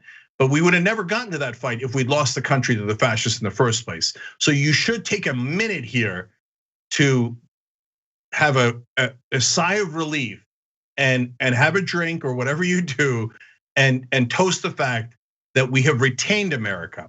Now we'll move on to perfecting the union. Well, let's talk a little bit about Republican lawmakers who enabled Donald Trump throughout this entire process, but then immediately changed course once they realized just how bad it is to enable someone like Trump. So we begin with Lindsey Graham. Senator Lindsey Graham decided to abandon the sinking Trump ship following thousands of Trump supporters crowding and then breaching into the Capitol building yesterday. They vandalized congressional offices. They, in some cases, we'll show you video and pictures later, but one individual was shown with zip ties on the House floor. I mean, it was just absolutely horrendous behavior. And Lindsey Graham probably realized, oh, maybe I need to change my tune and abandon Trump right now. And so he did. As you guys know, Congress was certifying the electoral votes. And that was part of the reason why you had this angry Trump mob storming into the Capitol building. Now, after that disruption happened, Congress did reconvene. They finished the process, but before they did so, of course, there were still some GOP lawmakers who spoke out and challenged the electoral votes. Not Lindsey Graham, though. Lindsey Graham decided to go in a different direction. So we're going to show you a little bit of his speech, but I want to be clear about something before we go to it. This is not rehabilitating his image, okay? I want to be as clear as possible about who Lindsey Graham is. Lindsey Graham has no principles. He has no values. In fact, the only thing he values is himself and his own political career. So even though he seems to talk the talk here, do not forget about what he actually represents. Let's take a look. It is over. The final thing, Joe Biden. I've traveled the world with Joe. I hoped he lost. I prayed he would lose. He won. He's the legitimate president of the United States. I cannot convince people, certain groups, by my words, but I will tell you by my actions that maybe I, above all others in this body, need to say this. Joe Biden and Kamala Harris are lawfully elected and will become the president and the vice president of the United States on January the 20th.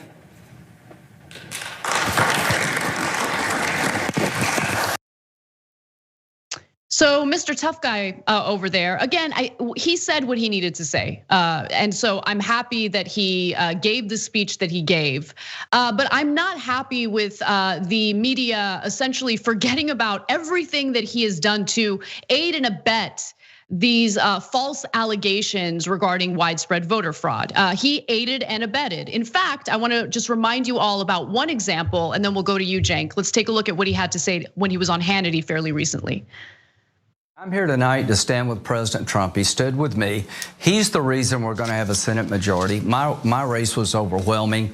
He helped Senate Republicans. We're going to pick up House seats because of the campaign that President Trump won. I'm going to donate $500,000 tonight to President Trump's Defense Legal Fund. I've been on your show. You've raised a ton of money for me. Your audience was incredibly helpful. To LindseyGraham.com. Give to DonaldJTrump.com. What an incredibly embarrassing man. Cenk, what are your thoughts? Yeah. So, look, we needed the Mitch McConnells and Lindsey Grahams of the world for one day to not join a violent coup against the United States of America. The lowest bar in American history. And they eked over it. they like flopped over the bar of, okay, fine, we're not gonna take part in the violent coup, and that's a bad idea. Fine, I guess we still have democracy. So great, I'm glad they did that. The certification is 1,000,000,000% over. Now they're totally and utterly useless, and they should be attacked at all times. So it's not personal, and it's not that we're attacking them because we randomly hate civility. That's what the mainstream media tells you. Oh, like the progressives, they have no real reason to oppose Republicans or corporate Democrats. They just don't like to be civil. What an insane way of thinking. No, you attack Lindsey Graham because number one, the truth matters. And that guy spent 4 years up Donald Trump's ass. And so now when Trump has him exit that orifice and he's swimming around in the pool, I'm not gonna go around going, hey, what a great swimmer, congratulations, Lindsey. No, not congratulations, you're a monster. And you're the most obvious lying hypocrite of all time, as we're about to show you in more videos. And so no, you don't get any credit. You don't get any credit, Lindsey Graham, you sniveling, lying little coward. And then secondly, as we go forward, there is strategic reasons to fight them. They are going to oppose a $15 minimum wage. They're going to oppose so many things that are going to help you in your life that are actually easy, that the whole country wants, including Republican voters. So since the corporate Democrats and the mainstream media will not do it, it is our job to point out that people like Lindsey Graham hate the average American voter. They hated our democracy in the first place, and now they're gonna try their hardest to deny you healthcare, to deny you higher wages, and when they do, we're gonna be here to kick their ass. Lindsey Graham suggested throwing out ballots in order to help Donald Trump steal the election. So I don't even consider him a run-of-the-mill Republican lawmaker that we're gonna debate with or battle with when it comes to policy. He's someone that absolutely should be prosecuted right now. He should be investigated for his part in aiding and abetting Donald Trump and his smears and lies regarding this election. Lindsey Graham is absolute garbage and does not deserve any type of leadership role, any type of position of power within our government, because he has proven over and over again that he's only looking out for himself, and he's willing to aid and abet anyone, even someone who's trying to dismantle our democratic process or overturn legitimate results of this election for his own political gain. And I do have more video to prove my point on that. So let's go to the next video to give you a sense of just how much Lindsey Graham has played a role in all of this. President tweeted on lynching this morning, comparing it to his impeachment inquiry. What is your reaction to that? I think that's pretty well accurate. So yeah, this is a lynching in every sense. This is un-American. He keeps telling me that the phone call was perfect. I'm saying, Mr. President, the phone call was okay with me. I'm a Marine, I went to Iraq, and I believe that you do, that President Trump is not acting in accordance to his oath. The oath that you took, and I did, to defend the Constitution. You took an oath. Yeah, I did. I mean, you have. Is that it? That's it. That from the time President Trump wakes up till he goes to bed, there's an effort to destroy his presidency. Looked like a fun day. It was a fun day, and Trump's the best golfer. You're the best golfer. By far. David Perdue is the best golfer, second only to the president. And when anyone tells you who they are, you should believe them. Lindsey Graham was incredibly transparent about what motivates him, why he decided to become a Trump loyalist after he was elected, when during the Republican primary, he was vicious toward Trump. And during an interview with the New York Times, he said he repeated exactly what I'm saying and accusing him of right now, that he will do whatever it takes for his own political gain. Listen. I like being relevant, and the way you stay relevant is you stay engaged. There's a lot of space here to take on tough issues because most people shy away from them. Right. So Lindsey Graham said, like, John and I were relevant together. I mean, it was like we're sharing a meal together. We're sharing a value system together, and that value system was relevance. And I was confused by the word. I said, what do you mean by that? And he said, relevant is like in the middle of everything. Relevant is you're making a difference. It means that during the time in which you possess political influence and power, use it. Yeah, and the question that was posed to him in that interview was, how do you reconcile the fact that Donald Trump was so vicious to your good friend John McCain, and now you seem to side with Donald Trump on everything? And he answered with that, with that statement about how relevance is more important to him than doing the right thing, really. So that's who Lindsey Graham is. Yeah, look, last thought on this is I'm curious how the rest of the media is going to handle this. Our job is to seek out truth and to share it with you to the best of our ability. So we're never going to mince our words. Lindsey Graham is a liar through and through, the world's biggest hypocrite. You saw that with what they did with the Supreme Court. You saw Lindsey Graham vociferously opposing Donald Trump before the election. You saw him kissing his ass during his 4 years, and then you saw him at the end saying, Donald Trump, what name so? No, Biden's president, everything's good. I don't have anything to do with this violence, right? Sure.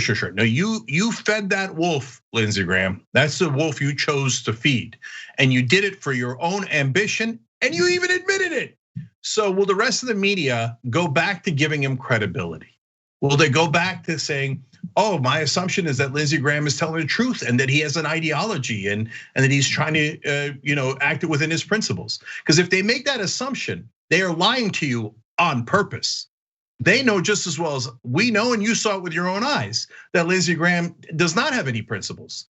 He's a lying hypocrite, weaselly politician who just wants to be quote unquote relevant, okay?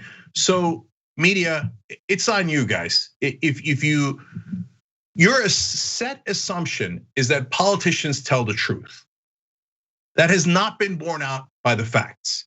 And the American people don't believe that, and they are right. If you continue to assume that politicians like Lindsey Graham are telling the truth, well, then you're not really reporters. You just aren't. You're people who help the powerful spread their propaganda. Your base assumption should be that people like Lindsey Graham are lying, and they have to prove to you that they're telling the truth, because that is a far more correct and factual assumption. If you don't go off of that, it's just that you've chosen that you don't want to do hard-hitting journalism. You want to accommodate power. And look, the good news is we don't know which way the media is going to go. They did get tougher with Trump. They did get tougher with power at the end. Are they going to continue that? Or are they going to go back to bowing their heads to Chuck Schumer, Nancy Pelosi, Mitch McConnell, and Lindsey Graham? Well, we're about to find out real soon. When we come back from the break, we'll discuss how the right wing, both in politics and the media, are trying to blame what happened yesterday in the Capitol on Antifa.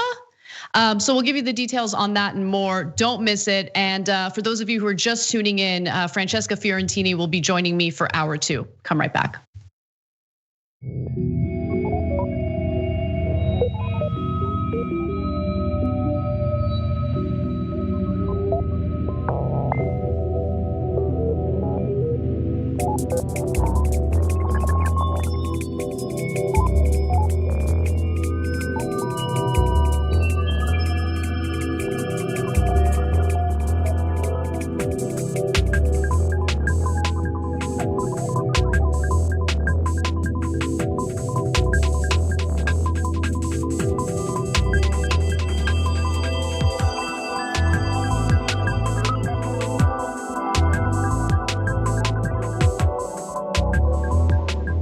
right, back during the break.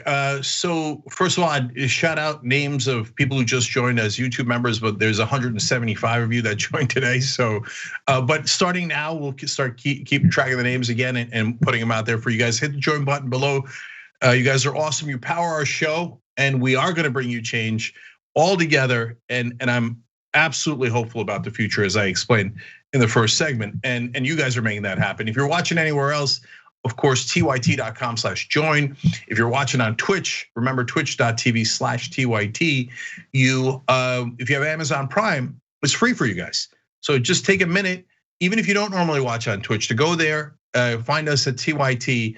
And if you sub through Amazon Prime, it doesn't cost you anything, but we still get the revenue, so that's great.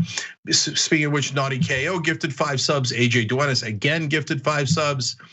And Mania Crash Ellie gifted 7 subs, gave 1,000 bits. Not too enthused, was enthused enough to become a new member and also gifted a sub. DJ 80 gifted 5 subs. A Tropy, Brandy U, both 5 subs. Green Bean, Squirrel 1964, Cherry Potter, Steam Crush, all joined, all members. The Meat Kebab gave 2,000 bits. I mean, I'd like to take a kebab, but I'll take the 2,000 bits. You guys are amazing. Imagine eating that kebab on a hype train. How does it get better than that? Okay. So now let's go to Super Chat. Kavka says, please shout out to the hero, my representative, Jamie Raskin. He just lost his son, but then he led the certification and has to deal with the clown coup. So Jamie Raskin is wonderful. He's not one of the loudest progressives, but he's certainly one of the smartest, most strategic, and he's been wonderful throughout. So there's some great Congress people there finally after all these years. And by the way, you know who helped get him elected? You guys did. And Representative Raskin always remembers that. He said at the very end of his election, when we did a segment about it, all of a sudden all these volunteers poured in, donations came in, and he's always been grateful to you guys. So I wanted you to know that. And I love that you're looking out for him too. Okay, now I'm gonna give you more here. In Wolf makes a good point on the Super Chat. How long did Trump stick around after he told his mob, "I'll be there with you"? His supporters should know he lied to them and used them and then ran away. That's totally right. I was thinking, oh really? Are you gonna go in like Bane, right? And lead your mob of angry, deranged lunatics through the Capitol? No, of course he said, oh, you do it. Oh, you guys get arrested for it. You guys face serious charges for it. And I'm gonna slink out the back door. Classic Trump. Great point by Inwolf. Love doing the show with you guys. And Lisa Chapman with a great point. Trump and others responsible must be held accountable for their actions, and they're accessory to these things that have happened, period. Right there with you, sister. Knowing Biden, there's almost no chance that anybody will be held accountable. It is what it is, but we'll put pressure on to try to make that happen. The Young Turks members will have more of your comments next time around. We'll be right back.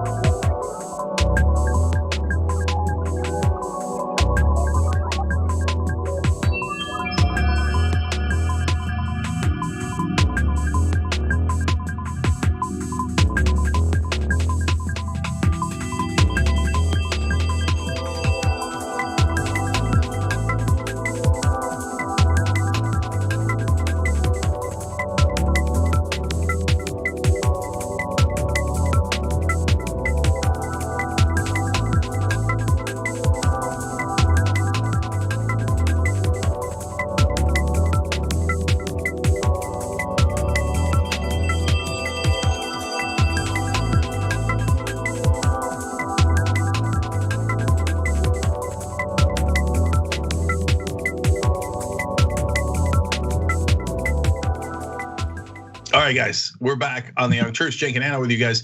Don't forget, on the 18th day that we fired Donald Trump, we have the awesome "You're Fired" t-shirts on shoptyt.com.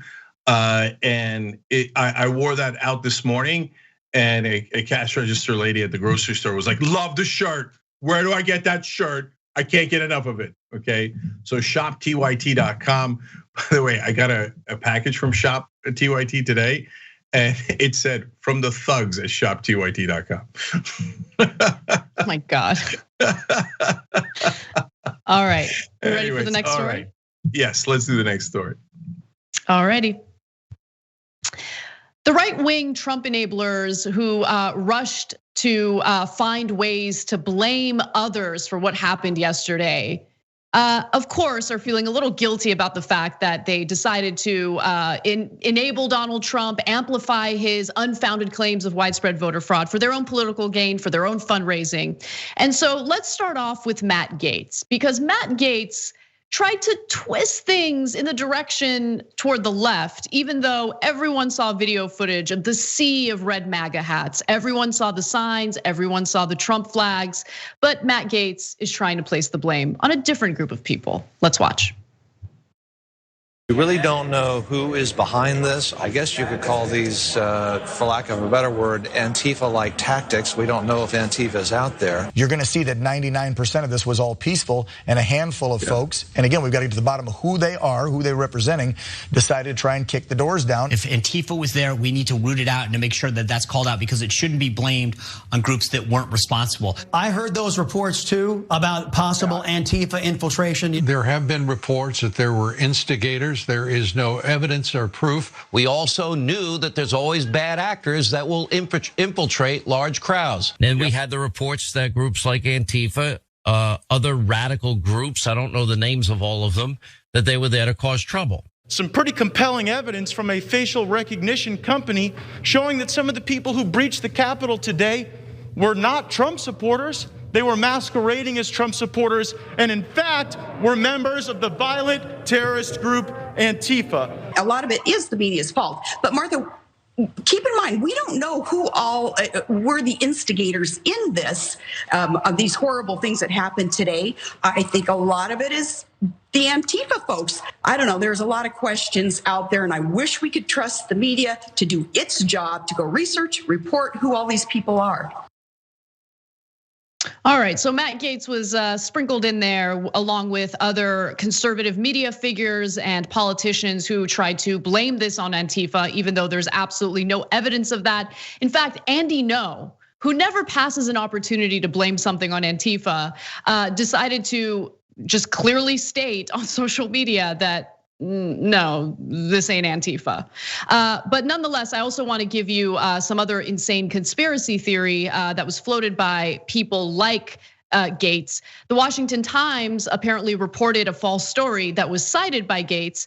The Washington Times report cited by Gaetz and others claimed that a retired military officer had sent the newspaper a facial recognition analysis of rioters by a technology firm called XR Vision.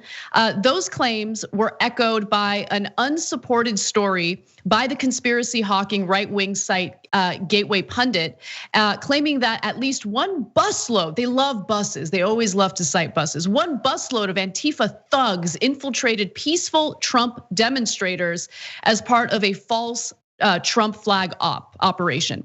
Okay, so that company, by the way, came out and released a statement.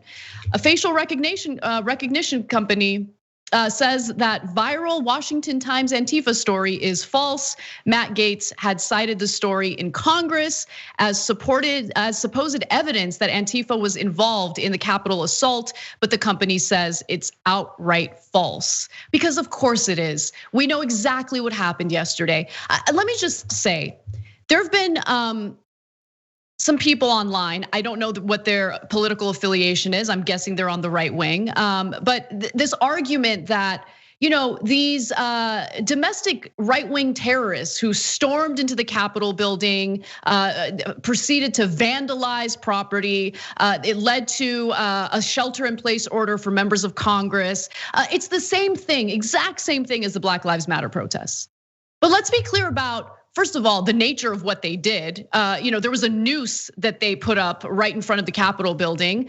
There were pipe bombs found. There were all sorts of just incredibly depressing and terrifying things that went down yesterday, none of which were seen during the Black Lives Matter protests. And also, Black Lives Matter protesters were protesting about a legitimate problem in this country, the brutality that's been committed by police across the country. And it affects Black people disproportionately, but it also, of course, impacts everyone. That type of policing is something that needs to be discussed and needs to be addressed. What these Trump supporters were doing yesterday was they were attempting to overturn the results of the election, essentially throw out the results of the election because they don't like the fact that their dear leader wasn't reelected. They don't like the fact that the majority of American voters decided to fire him and kick him out of the White House. So since they didn't get what they wanted, they decided to show up to the Capitol building and try to get what they wanted through force. And of course, they're gonna fail in doing that. But whether or not they succeed or fail doesn't matter. What matters is what their intent was, what they were intending to do.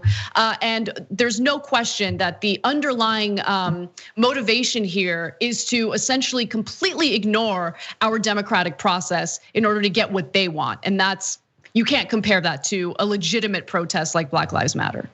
Okay, so let me break down the pattern of how this works. So the Washington Times now has retracted that story about Antifa, but it is not stopping any of the conservatives on social media. That is where it began, but they then keep repeating it as if the Washington Times has not retracted the story, and the company did not come out with a statement saying that it was patently false. So after all of their believers believe it, then they then turn around and say, well, I mean, so many people believe it, we have to, assume it's true. No. You're the one who spread the lies in the first place. You can't then turn around. Marco Rubio did the same thing today about the election. He said, well, I mean, look, there's so many people who, and you've seen 1,000 Republicans do this. So many people believe that the election was stolen and it was fraudulent. So we have to respect them. And I'm really angry at Joe Biden's speech, which was divisive, because it doesn't respect the people who did not riot, but genuinely believe the election was stolen. Whether that's true or untrue, it doesn't matter. Since we lied to them and got them to believe that it was stolen, you have to respect their idea that it's stolen. You have to cater to their feelings. And so in order to not be divisive, you have to hug them and say, oh, that's such a good point about the election being stolen. Oh, that's such a good point about how Antifa instead of Trump supporters did this. No, it is not good points. It is purposeful lies done by people like Matt Gaetz. And I'll give Gaetz credit. He's smart, he knows. He knows that he's 100% lying. He knows that. He's not like Trump. Trump's a delusional, low IQ person with real derangement issues, like significant mental and psychological issues. Matt Gaetz is just an opportunist. He's like, oh, you know how I get more popular in the right wing? I lie to them. They love it. They love it. If I tell them Antifa did this, even though they see everybody with the QAnon things and the Confederate flags and the MAGA hats, they'll believe anything. And then they'll think I'm a hero for lying to them. And he has correctly assessed that pattern and that phenomenon. Now, important thing. Remember, Gaetz is the one who encouraged all this in the first place. He's the one that led the Congress people to bust into a private meeting in Congress. You remember that? Okay, so they began by saying, we don't care about the law, we don't care about order, we don't care about privacy, we don't care about boundaries. So they broke down a door to get into that private meeting in Congress, and they filmed it and laughed about it, and nothing was ever done. So now, is it surprising that Gaetz is excusing the actions of the people who broke down the front door to come in and do violence? It's exactly what Gaetz encouraged, and he must be thrilled about how it turned out because it's helping his political career. And that's how Matt Gaetz thinks. Now, one more thing, guys, this is about projection. When they say, hey, oh, there might be plants in the crowd, you know why they say that? It's actually an old CIA tool. That's true, you could look it up. The CIA would plant people in the crowd in foreign countries to agitate and pretend that they're on the other side and cause violence. And so the right wing has always known that and has from time to time actually done that here in America. Nixon used to do it all the time. Again, you could read any book about it. You could look it up online. It has a clear history of the right wing doing that in other countries and in this country. So when they see the right wing doing the violence, they go, it must have been the left wing plants, because that's what we would do. We would plant people in the crowd to cause violence and then blame it on them. It might be interesting if we ever had anyone on the left who could actually even think of something like that. But usually it's the Machiavellian guys on the right who do it. Not usually, every time it's them. So there is no truth to Antifa infiltrating MAGA. That's insanity. And I'm sorry, one more thing, Anna. The privilege that they have is unbearable. I don't know if you guys saw that video yesterday of this woman named Elizabeth, where she had gotten maced as she was going in the building. One of the few people that police apparently took any action to bar from the building. And and she was crying like she couldn't believe that she got maced for breaking and entering and smashing the door and trying to trespass into Congress. She was like, I was just trying to break in. And they no, it was the most shocking. I mean, she was so shocked that there were consequences for breaking into the Capitol building. Like shocked that she was pepper sprayed. Absolutely shocked. And look, we talked about the policing yesterday, but we're gonna talk about it again today because I think it's important to really discuss how the establishment is using what happened yesterday as an excuse to not only continue funding law enforcement, but to ramp up funding to law enforcement. Matt Iglesias tweeted something along those lines today, which I find absolutely disgusting because we know without a shadow of a doubt that we have more than enough funding in our security state, in our surveillance state. That is not the problem. The problem here is why were the cops in this case outmanned? Why did it appear that they were unprepared? What was going on behind the scenes? Now, I know I say unprepared and people get upset, right? But it appears that this is exactly what they were planning on doing, which is allowing these Trump supporters to just, break into the Capitol building and do what they did. I mean, they were so emboldened, Cenk. They weren't even covering their faces. Okay, They didn't have to hide their identities. They're talking to reporters all willy-nilly, giving their first and last names, where they're coming from, like that woman Elizabeth that you just cited. And that is a sense of entitlement that gives you, I think all the proof that you need that there is a significant difference in policing toward certain movements like Black Lives Matter and Trump fanatics and zealots who don't want to accept the outcome of the general election. And look, yes, I believe race has a lot to do with it, but also keep in mind, the police see BLM as their enemies. They do, because it's all about defunding police. It's all about rooting out the rot that leads to the excessive force and brutality that so many people are experiencing across the country today. So they see BLM as enemies. That's why, they'll be ready. They'll be ready for that kind of protest. But when it comes to people who are Trump sycophants and who have defended the police historically, come right in. Let's open the barricades for you. It's disgusting. Well, I mean, there's literal video of the police opening the barricades to let the right-wing rioters in. And there it is. And so, have you ever seen? And there's a guy on the other side because come on in, everybody. We're having a riot. Have you ever seen the police open barricades for African-American protesters or left-wing protesters for peace? Never, never. All we get is the baton, the mace, and oftentimes guns, and certainly water cannons. No water cannons to be found here. And let's give you the facts. Only a third of the Capitol Police were used. Why? I mean, I cannot imagine a day where you would need the Capitol Police more than the day that the president said, why don't you come down to Washington and let's do something about a so-called stolen election? Well, what the hell did you think was gonna happen? And so, but to them, Anna, this is the most important part. To them, when they see white right-wingers, they assume good guys. Somebody I empathize with. For the cops, that's like, that's my bro. That's my bro. So I open the barricades for them. Oh, we don't need a lot of cops. It's just good white people, just good right-wingers. They're good patriots. They won't do anything wrong except storm the building, get people killed, etc. But when they see black people or they see left wing, they think, not me. I don't empathize. I assume bad guys. Right, of course. That's the core of the problem with policing. One more thing, Anna, sorry. No, but I gotta add to that before you keep going. It's also the ties. I mean, this has been well documented, well studied. Just the amount of known white supremacists who have infiltrated local police departments throughout the country. I would be shocked if they hadn't done that with DC police as well. It's there. It's a real problem, right? And so BLM has a legitimate issue that they're bringing to the table that they want to do something about, and they're met with violence because the very people who are policing these situations are the ones that they want to change. So anyway, continue. I just wanted to add that. Last thing, when Black Lives Matter did a similar protest, except with no violence, at the Capitol a little while back, 5 times as many cops were there as yesterday. Now, they had brought in people outside of the Capitol Police. They brought in all these different departments because they're like, oh my God, there's gonna be black people here. And ooh, that sounds so dangerous. Lots and lots of black people. Was it actually dangerous? No, but they had an army there to meet black folks who were exercising their First Amendment right and didn't do any of this nonsense.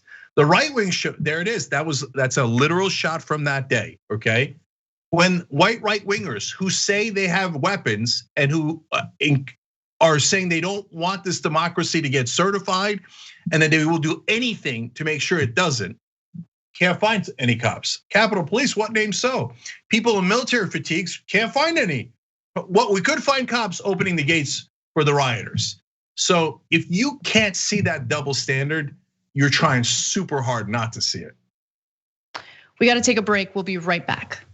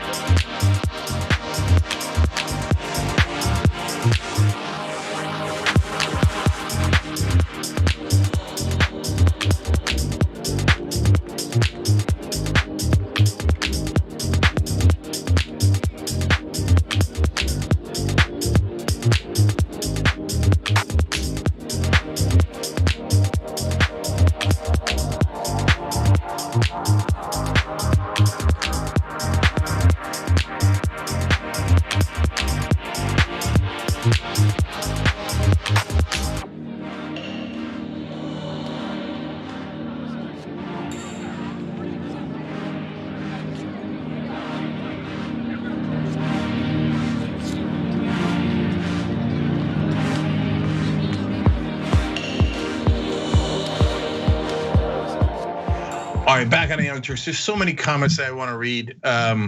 Linda Rivera wrote in on Super Chat. Jake, I happen to be a Raytheon employee who also supports the progressive movement and TYT. I think the work that I do with the company is valuable to our society. You seem to demonize corporations as if they shouldn't exist. I feel torn. Thoughts? No, Linda, not at all. Actually, a very close family member of mine works at Boeing, and so. And the district I ran in has tons of those contractors, and they have employees that work on great projects related to advanced science, related to satellites, et cetera. But I don't want them buying our government. I don't want them contributing millions of dollars. And then yes, unfortunately, the main product is defense and so-called defense. It's actually offensive weapons. So do we need defensive weapons? Yes. Do we need as many as we have? Absolutely not. Is it because of the corruption due to their political donations? Absolutely. So Raytheon should exist, Boeing should exist, but they should not be able to contribute to and hence buy our politicians. So, but thank you for asking for the clarification. Pamela Barboto, Stephanie McKinney, Amber Bridges, Lala Bella, all just joined, hitting the join button below on YouTube. And Cheryl Kopp and Quinn Wolf also upgraded their membership. You can do that with the same button. Everyone else, well, actually, it's just you guys on Twitch that see this. So Haggis the Dragon, AKA Progressive Pirate, writes in our member section, did you see the guy that brought the zip tie handcuffs? Trump sent them to kidnap and possibly murder his own vice president and Congress members. Now look, I don't think that Trump was that specific, but did he threaten Pence over and over again in that rally? Yes. And did he say, hey, everybody go down to the Capitol now? Yes. And was Pence worried for his life? Yes. Is he actually now super mad at Trump? Yes. There's a report out. Even remember Inhofe? Inhofe used to be the most insane right-wing senator. He's from Oklahoma. He's the main opponent of doing anything about climate change. He works for the oil companies, basically. Even Inhofe was like, I've never seen Pence so mad. And what Trump did was outrageous. because they actually worried about Pence's well-being. That it's I've never. They're worried. Yeah, they're worried about their well-being. They're worried about their well-being. 100%. Their well-being. They're not worried about our well-being. They're not worried about our democracy. They're not worried about the Constitution. They're worried about their well-being. People showed up to their house.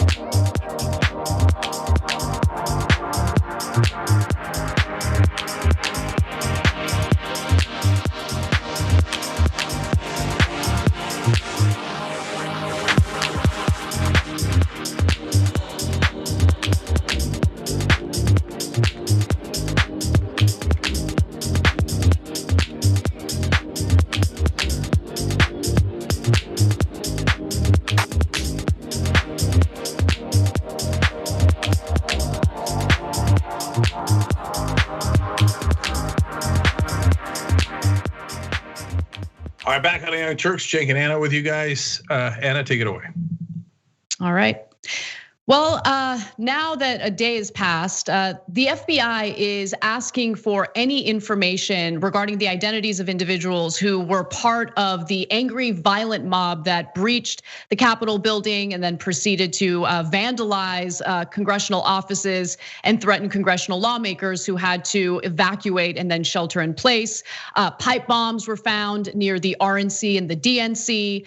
There was even a Molotov cocktails found in a cooler, showing you what kind of weapons they were planning on using. Luckily, they didn't use those weapons. They were found by authorities ahead of time, but there was one woman who was shot within the Capitol building. Right now, it appears that she was shot by DC police, and unfortunately, she died. But I do also want to talk a little bit about the people that were identified already, because I think it is important to have a fair justice system in the country. We know full well that if a person of color decided to break into the Capitol building and it wasn't tied to throwing out our system of government in support of Donald Trump, maybe the situation would be a lot different.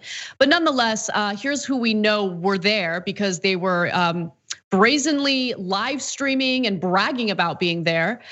There's the white nationalist Baked Alaska, who I'm proud to have ignored up until now, but his real name is Tim Giannett, better known as Baked Alaska. He's a white nationalist activist and was among the insurrectionists who stomped the US Capitol on Wednesday and breached security to enter. Giannett also streamed more than 20 minutes of his activity inside the Capitol building on the blockchain service DLive, and 16,000 people were watching him live as he was doing it. Let's take a look at this tweet that gives you some stills of what his live stream looked like. Noted Nazi white supremacist Baked Alaska is streaming from inside the Capitol building office, writes Brandon Wall on Twitter. Nathan Bernard also shared some information about who was there. Holocaust denier Nick Fuentes and neo-Nazi loser Baked Alaska both live streamed from Pelosi's office after storming the Capitol. Neither have been arrested. And to give you some more info on all this, at one point, according to Insider, he suggested he would sleep inside a lawmaker's office. He's talking about Baked Alaska here, and use the desk phone to call President Donald Trump. At another point in the stream, a police officer inside the building appeared to be taking selfies with the rioters, a video that we showed you guys. And then one other thing for all the right wingers who are trying to pin this on the left or Antifa, I want to show you one of the people who decided to be part of this disgusting effort. He's wearing a shirt, a hoodie specifically, that says Camp Auschwitz. Just giving you a sense of what Trump and his supporters represent. Absolutely disgusting, hideous behavior, and there should be consequences for this. Absolutely, this was criminality, and they should be held to the same standards as anyone else who would do the exact same thing. Well, I have a little bit of breaking news on this too, Anna. But before I get there, let me just note, this is a side note, but really important. that sweatshirt about Camp Auschwitz, it's not an outlier. People that have talked to MAGA guys, including Walter Masterson, who I interviewed here, but many others too, they say both on camera, but especially when you turn the camera off, when you ask them who's really at fault, they say the Jews. So watch out. Over the next 4 years, anti-Semitism is going to be, unfortunately, on a significant rise as these far right-wing guys get more and more angry, more and more frustrated. And the Trumps of the world keep feeding them lies about how the elites are controlling their lives, not through the normal things like campaign contributions, et cetera, which actually is true, but through like the Jews and Soros, et cetera, and they're manipulating the immigrants against you, all this nonsense, and they're believing it. So that's a really dangerous, toxic stew that they're cooking up there. Now, the breaking news is CNN just interviewed, their correspondent Elle Reeve just interviewed one of the MAGA guys who had broken into the Capitol. She asked, why'd you do it? Well, first thing he said was, well, Rudy told us to do trial by combat. So we did trial by combat. There you go, okay? But then he went on to say this.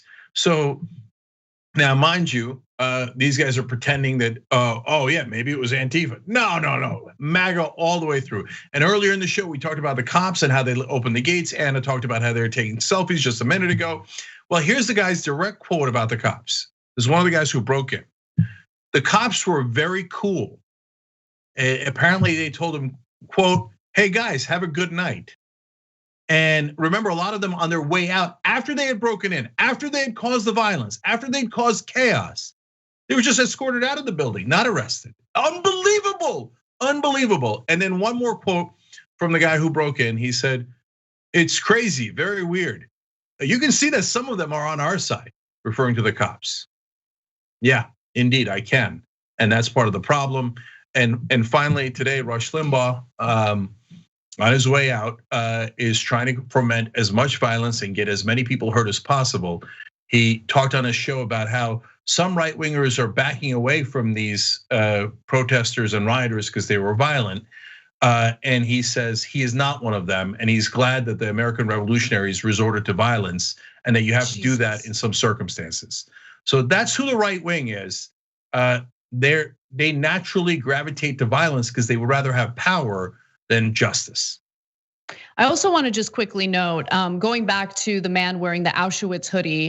Yeah, there was a guy wearing an Auschwitz hoodie. I have no doubt that there's anti-Semitism within this group of rabid Trump supporters. But some of you might have also noticed in wide shot photos of the crowd that there were also, I spotted at least one Israeli flag, which I just don't get it. Like, I don't get how you could have so much pride and love for Israel and then associate yourself with a group of people who are openly anti-Semitic, so much so that one of them feels comfortable enough to celebrate what happened in Auschwitz. Like, it's unbelievable. But also, I wanted to note in regard to the police, this is also a breaking story from Kristen Wilson over at CNN. She writes on Twitter that a US Capitol police officer involved in the riots at the Capitol yesterday has died. That's according to 2 USCP sources. So we also know that aside from that one woman getting shot and killed within the Capitol building, 3 other protesters died from what was referred to as medical emergencies. But I don't know what that means. I don't know what the details of those medical emergencies are, but people did die from what took place yesterday. Yep. All right, let's do the next story. All right. So, Cenk, you have wanted to talk about the 25th Amendment quite a bit, and now we get to talk about it in detail. So, Trump administration officials have been considering invoking the 25th Amendment for Trump following the violent mob that broke into the Capitol building yesterday and proceeded to vandalize congressional offices. And of course, Congress had to evacuate and shelter in place until it took hours for cops to finally get control of this crowd. Now, officials, according to The Hill, have exchanged calls and messages about the extraordinary measure, which would require a majority of cabinet officials plus Vice President Pence to declare to Congress that Trump is unable to fulfill his duties as president. By the way, we're hearing more and more from Trump administration officials who believe that he's mentally unstable and unfit to be in office. The discussions appear to be limited, and it's not clear whether they have reached the level of any cabinet officials. It's not clear that officials would actually move forward with invoking the 25th Amendment, or that enough cabinet members would even support it, particularly given Trump has only 2 weeks left in office.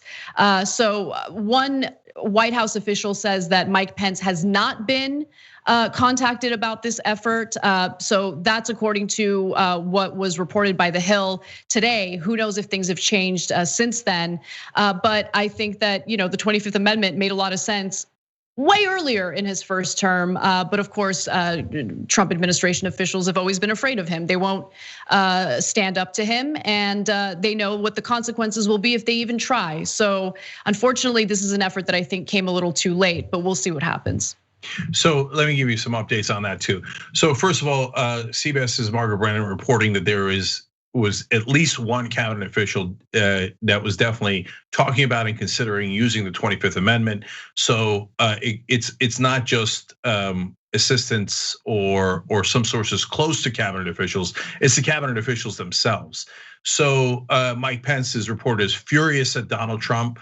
And thinks that, of course, he's got stability issues. Look, the guy declared himself very stable. Only unstable people do that. They've all known it all along, but now it's just blowing back on them. Anna made a great point at some point in today's show.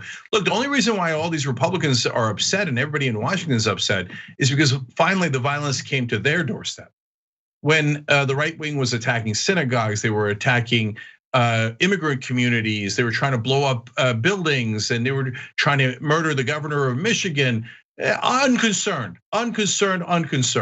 When it shows up at their doorstep and their lives are a little bit in danger, oh my God, did you know that this is dangerous? Yes, we've been telling you that all along. But since it affected the cabinet officials and the vice president, that is part of the reason that they were considering using it. Also because a source told CNN that it's a close Republican, a Republican close to the president who talks to him on a regular basis, saying he believes the president is now, quote, out of his mind.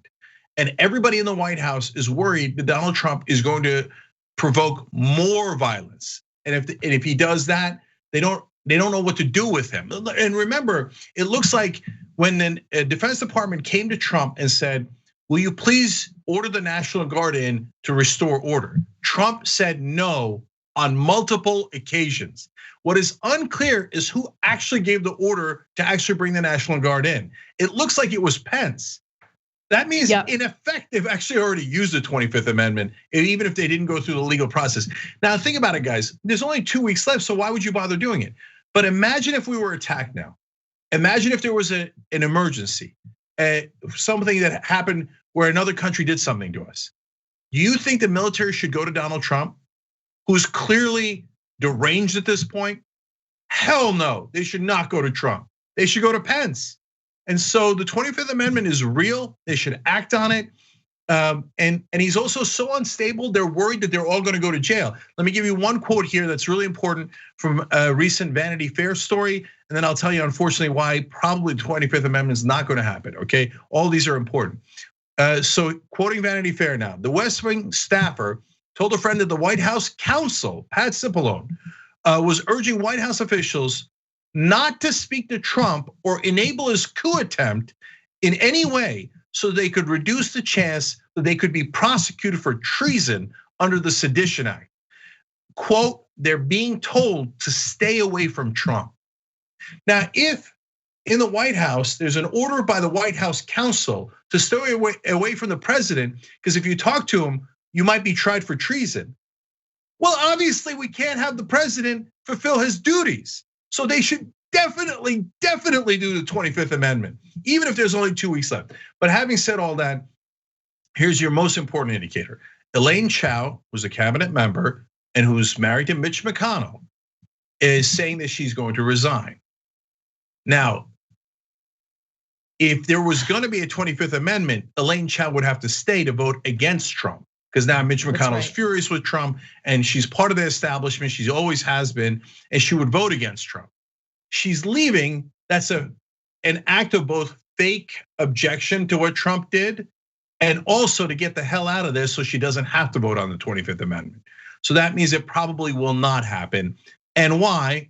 Because of the coward Republican establishment led by Mitch McConnell, and in a lot of ways, Elaine Chao, who's been in the cabinet of nearly every Republican president of my lifetime.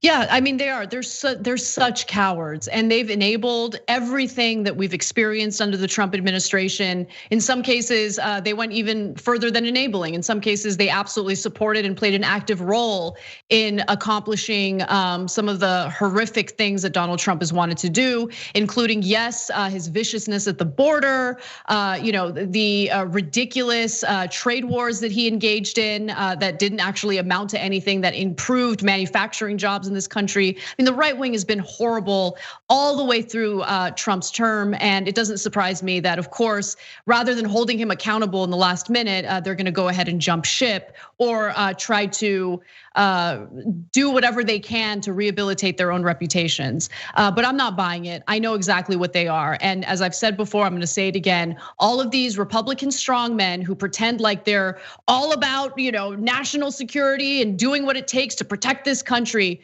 all of them were easily castrated by Donald Trump, who's perhaps the stupidest person I have ever seen in politics, and that's saying something. There are some pretty dim individuals that we've experienced. But with that said, we do have to take a break, and when we come back, Francesca Fiorentini will join us to discuss the very GOP enablers who still decided to challenge the electoral votes yesterday after right-wing extremists stormed the Capitol building.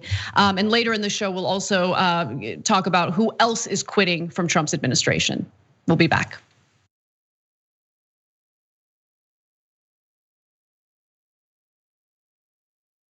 Hi everyone, my name is Julie. I work on PR and marketing for TYT. I'm about to show you guys my collection of political memorabilia. So let's get started with the Obamas. Hi Michelle. I like to wear one on each foot so I can say that I'm walking with the Obamas. To the right is my Abraham Lincoln tote. So I get to be eco-friendly and I get to take Abe with me on my errands. And of course, can't be without my socks filled with Abe Lincoln's face. Duh. Brand new Bill Clinton socks.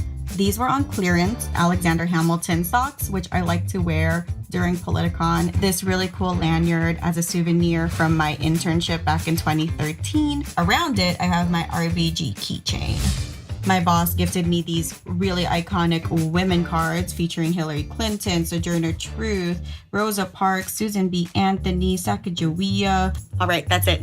Cheers.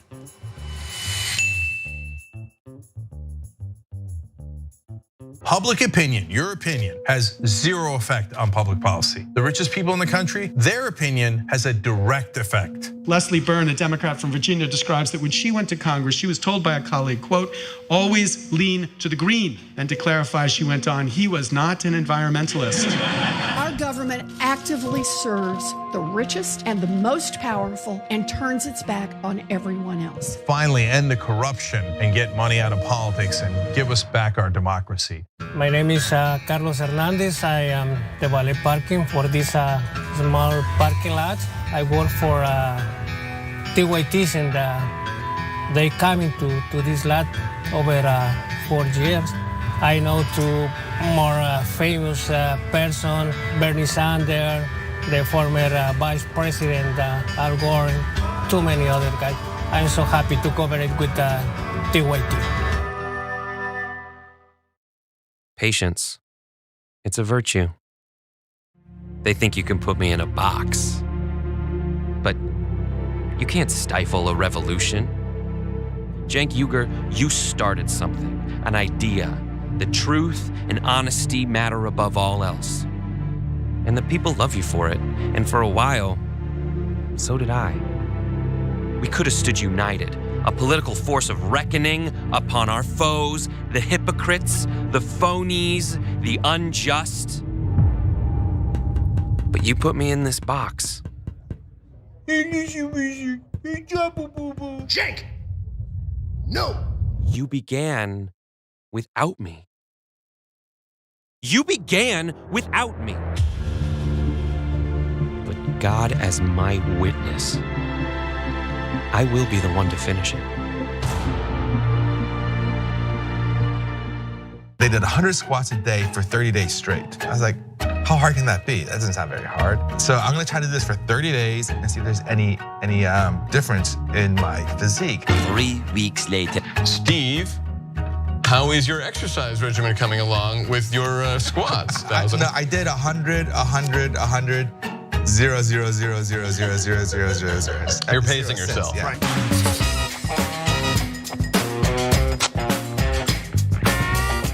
I'm back to gaslighting. Did you and I talk about gaslighting on Old School? Probably. That boss gaslit all his female employees. People who manipulate others like that make you feel like you're the weirdo. Why won't you punch yourself in the face? What is wrong with you? And you're like, oh my God, I feel so bad. Why didn't I just punch myself in the face and poke my eye out? I'm 47 and I just figured it out like earlier this year. You figured out somebody was doing it to you, or that you were that it was that it would have been happening my whole life and I didn't realize it. Right.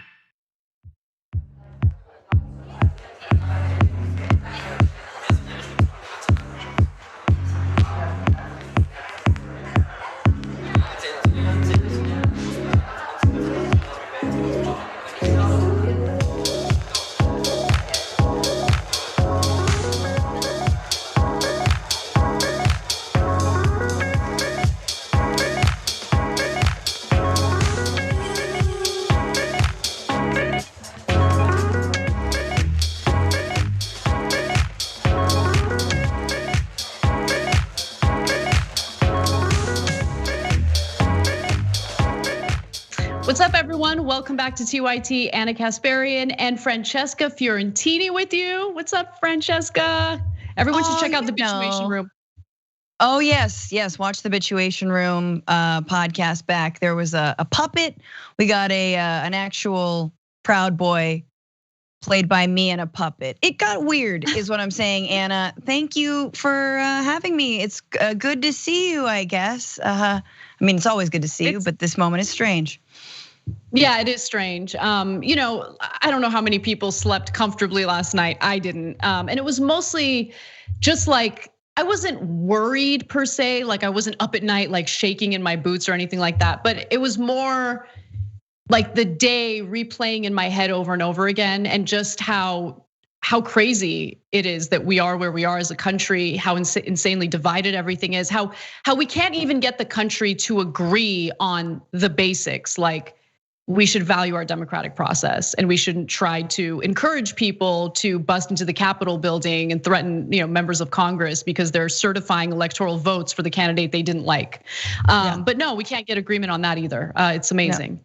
Yeah, no, I knew something like this was gonna happen. I just didn't know it was going to be by a guy who looks like he's gonna burn a cross at Burning Man. Like that niche dude with horns, like taking selfies. Like it didn't, this is to be expected, I guess, out of this administration. But even still, wasn't ready for horned dude with white supremacist tattoo on his chest. I know. But it's the tackiest and the corniest presidency, so of course it's going to go down like this. Well, let's talk about who has enabled Trump and continues to enable Trump even after those extremists stormed into the Capitol building. So, when the House and Senate reconvened to certify the Electoral College votes for Joe Biden, Republicans who had witnessed the lawlessness and the viciousness of right-wing extremists, people who had stormed into the Capitol building that day and vandalized it, decided to continue enabling Donald Trump's lies about widespread voter fraud that has not been proven, that has been debunked several times. And I want to call them out by name because, again, they were emboldened the people who stormed into the Capitol building listened to what these right-wing lawmakers say, and they know that there wasn't widespread voter fraud. They know that Trump's campaign lawyers have challenged the election results 60 times in court and failed every single time because these cases were without merit, without evidence. But the reason why they've signed on to this effort is because they know that it might be advantageous for their political careers. People like Josh Hawley are eyeing a 2024 presidential run. And so they're gonna go ahead and continue doing what they've been doing. After about 2 hours of debate, more than 130 Republicans in the House voted in favor for challenging the electoral votes. Again, this is after the scenes that we saw yesterday with Trump supporters storming into the Capitol building. 6 Senate Republicans voted to block Arizona's electoral votes from counting, including Josh Hawley, of course, of Missouri, and Ted Cruz of Texas. They were joined by a majority of House Republicans, including House Minority Leader Kevin McCarthy and House Minority Whip Steve Scalise. Also, Representative Scott Perry, who spoke on behalf of the 80 House members, had objected to the Pennsylvania results alongside Senator Josh Hawley. The objection triggered the joint session of Congress to adjourn so the separate chambers could debate. And then finally, the objection, luckily and predictably, fell on a 282 to 138 vote. Earlier, the Senate had rejected the challenge in a 92 to 7 vote. So essentially, as I reported earlier to you guys, Joe Biden was confirmed the winner of the general election. Now, there was a moment that really stood out to me that I want to share with you, and it involved Connor Lamb, a Democrat, who spoke out against the egregious behavior of these GOP lawmakers. Let's take a look. We know that attack today, it didn't materialize out of nowhere. It was inspired by lies, the same lies that you're hearing in this room tonight. And the members who are repeating those lies should be ashamed of themselves. Their constituents should be ashamed of them. And we know what's gonna happen as soon as I walk away, what's happened all night tonight, what will continue to happen, they will take these same symbols, these same concepts, they'll smuggle them into their arguments, they'll make the same arguments. And I want people at home, anyone who is still watching, to know these arguments are not for them, they're for you. None of the evidence we wanted to discuss here tonight will change their opinions or what they're about to say. But you need to know that's not the end. It's not as if there's nothing we can do because of that. And if there was, I don't think this nation would have made it to almost 250 years. So Francesca, I want to bring you in. We have the second half of what Connor Lamb had to say because it apparently really provoked Republicans and they were upset about it. But what do you make of everything that's going down right now?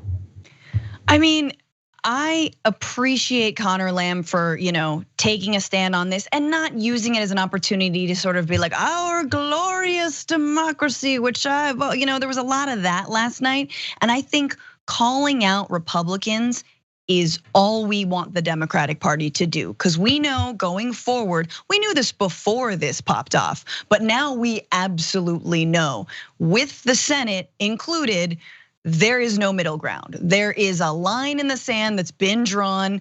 It's just a trail of MAGA sludge. And if you're on one side of it, you're on the side of believing in a democracy. You're on the side of believing that vote counts matter and that people who won the Electoral College, even though we know we want to abolish it, that matters, right? And on the other side is just the moon is made of green cheese. Donald Trump is president, and also Q and Lord. Like, there is no halfway. So I'm glad that Connor Lamb, who's otherwise kind of moderate, is going straight to the issue, which is the incitement of violence from the Republican Party.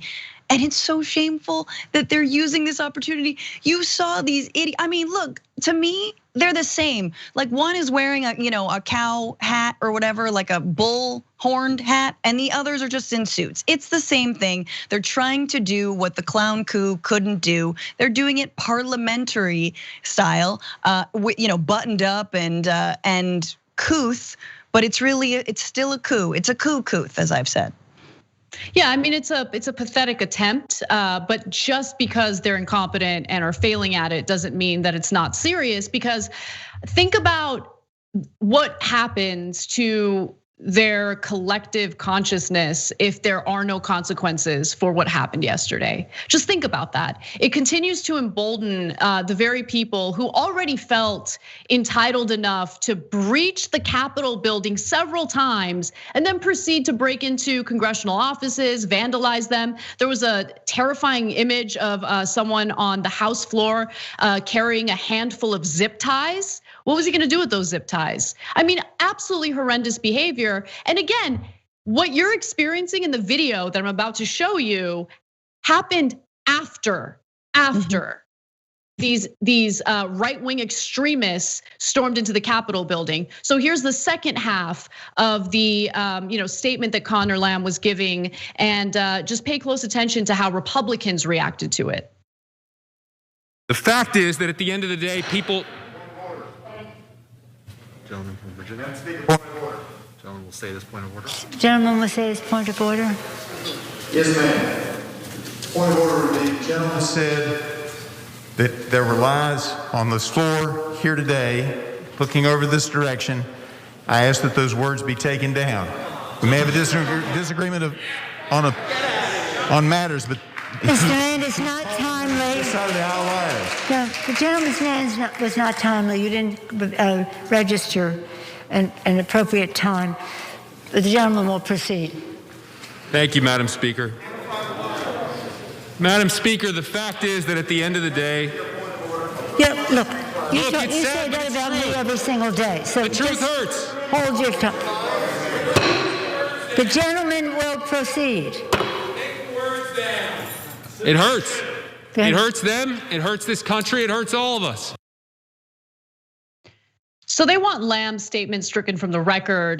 They got real triggered from hearing the truth about who they are and what they represent. But I want to give you one other statement from Senator Josh Hawley, who also tweeted this after those right-wing gang members stormed the Capitol. He said, for those who have concerns about the integrity of our elections, those who have concerns about what happened in November, this is the appropriate place. This is the lawful place where those objections and concerns should be heard. That is a man who knows damn well that there was no widespread voter fraud. He knows about all of the various court battles that the Trump campaign lost because they failed to provide any evidence. He knows about Rudy Giuliani and what a clown he is. He knows about the hair dye dripping from the side of his skull. He knows about the Four Seasons kerfuffle. He knows about all of that stuff. He doesn't care, because what he's decided to do is make a deal with the devil and do whatever it takes to appeal to Trump's zealous base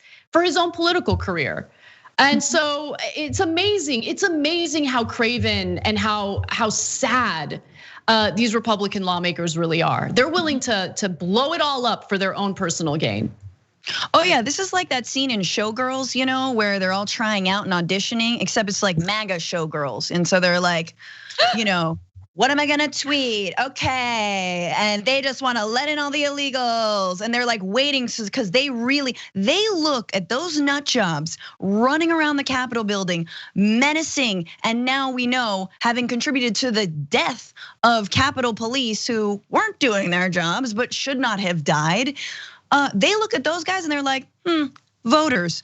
That's all they're seeing. They see Camp Auschwitz, voters. They see all of this stuff, those are their voters. That's who they're appealing to at this time. They want that Trump shine, as if, look at what happened in Georgia, man. As if Trump, one, can campaign for anyone except himself, and two, as if that even works anymore. So what are you doing? You're appealing to the sludge. Great, do a little dance, turn around, show us you're behind. I don't know, like, it's disgusting. Like, you want to think that like Ted Cruz had that fundraising email ready to go, and it was like part of the MailChimp scheduled, email, and he didn't take it back before he sent it out. In the middle of the storming of the Capitol, he sends out a fundraising email. I mean, it's just disgusting. It absolutely is disgusting. And let me just remind you all, earlier in the show, I mentioned that 70 million Americans voted for Donald Trump. It's closer to 75 million Americans. And it gives you a sense of what drives these GOP lawmakers to do what they're doing right now.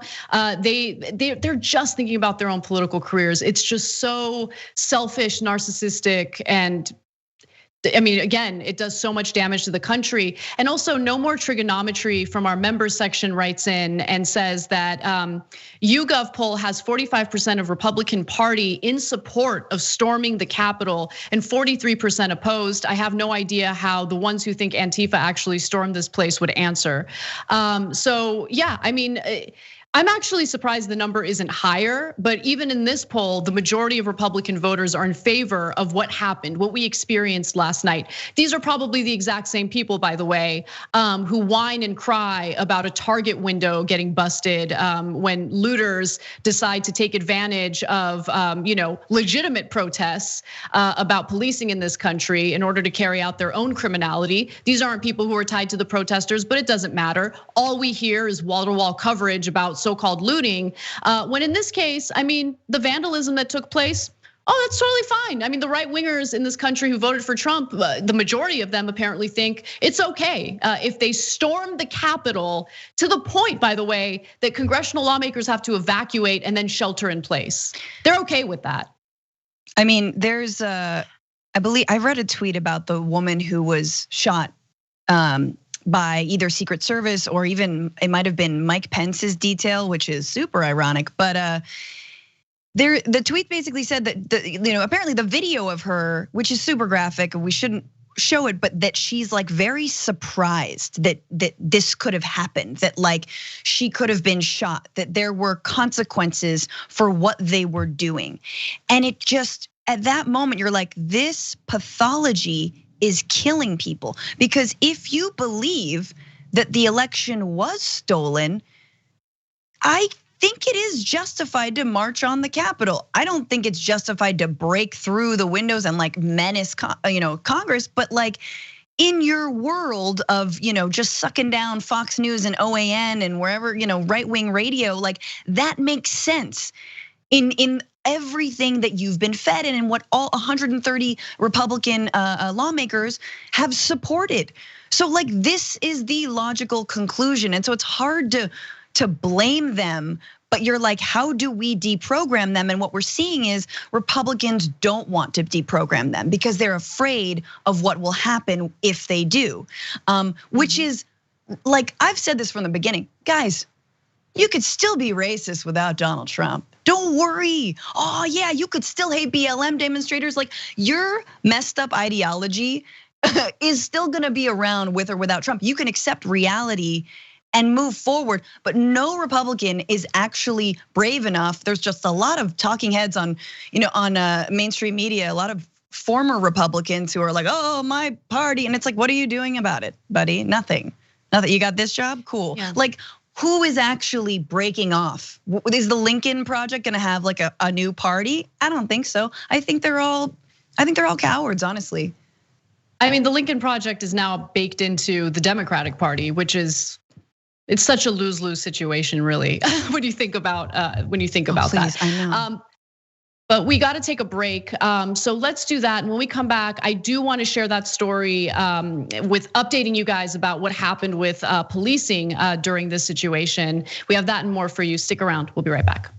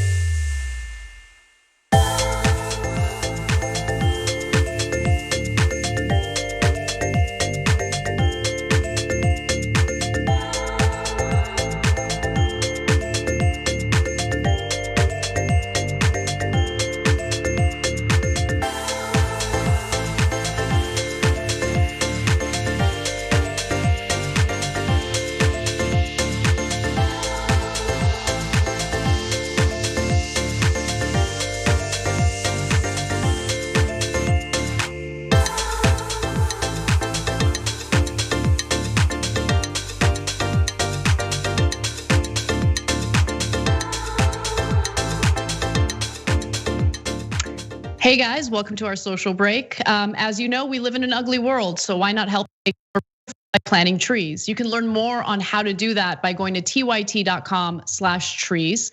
Also, you should be protecting your online activity, and you can do that by using a VPN. Lucky for you, we've partnered up with PureVPN, where you can actually get a pretty fat discount if you choose to use their service. Learn more details about that by going to tyt.com/purevpn. And now I'll read some of your comments. Colorado Blue Blazer Regular from our members' comments writes in and says, don't forget to mention the newly elected West Virginia delegate who live streamed his entrance into the Capitol. Thanks for bringing my attention to that. I actually hadn't read that yet. And I don't know, Francesca, did you by any chance know anything about that?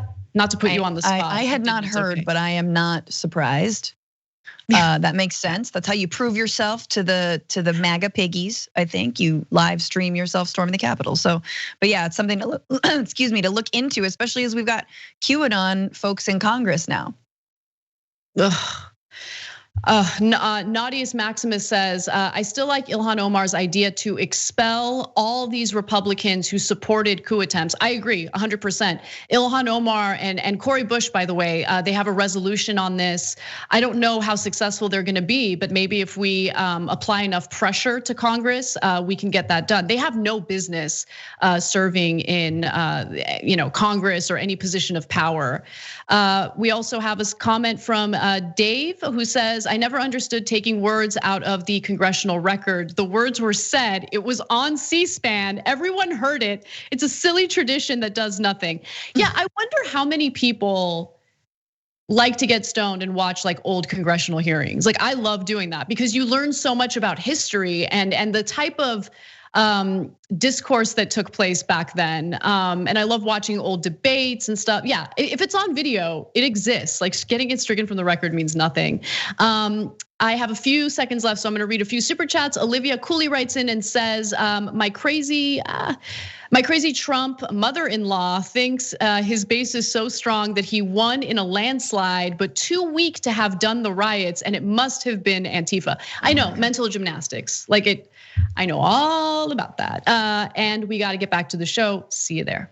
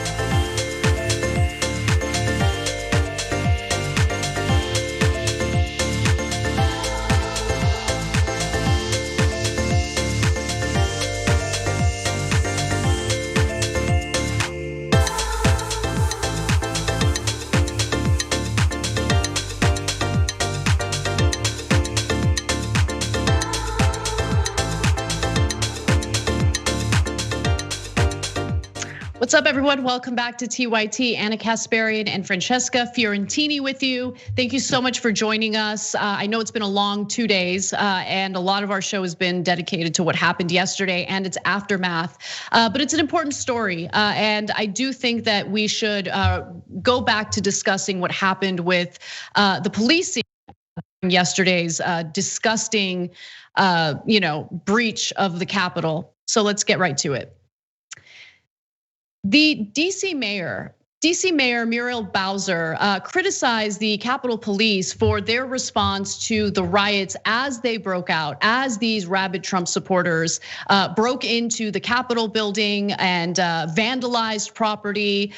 There were pipe bombs found by authorities.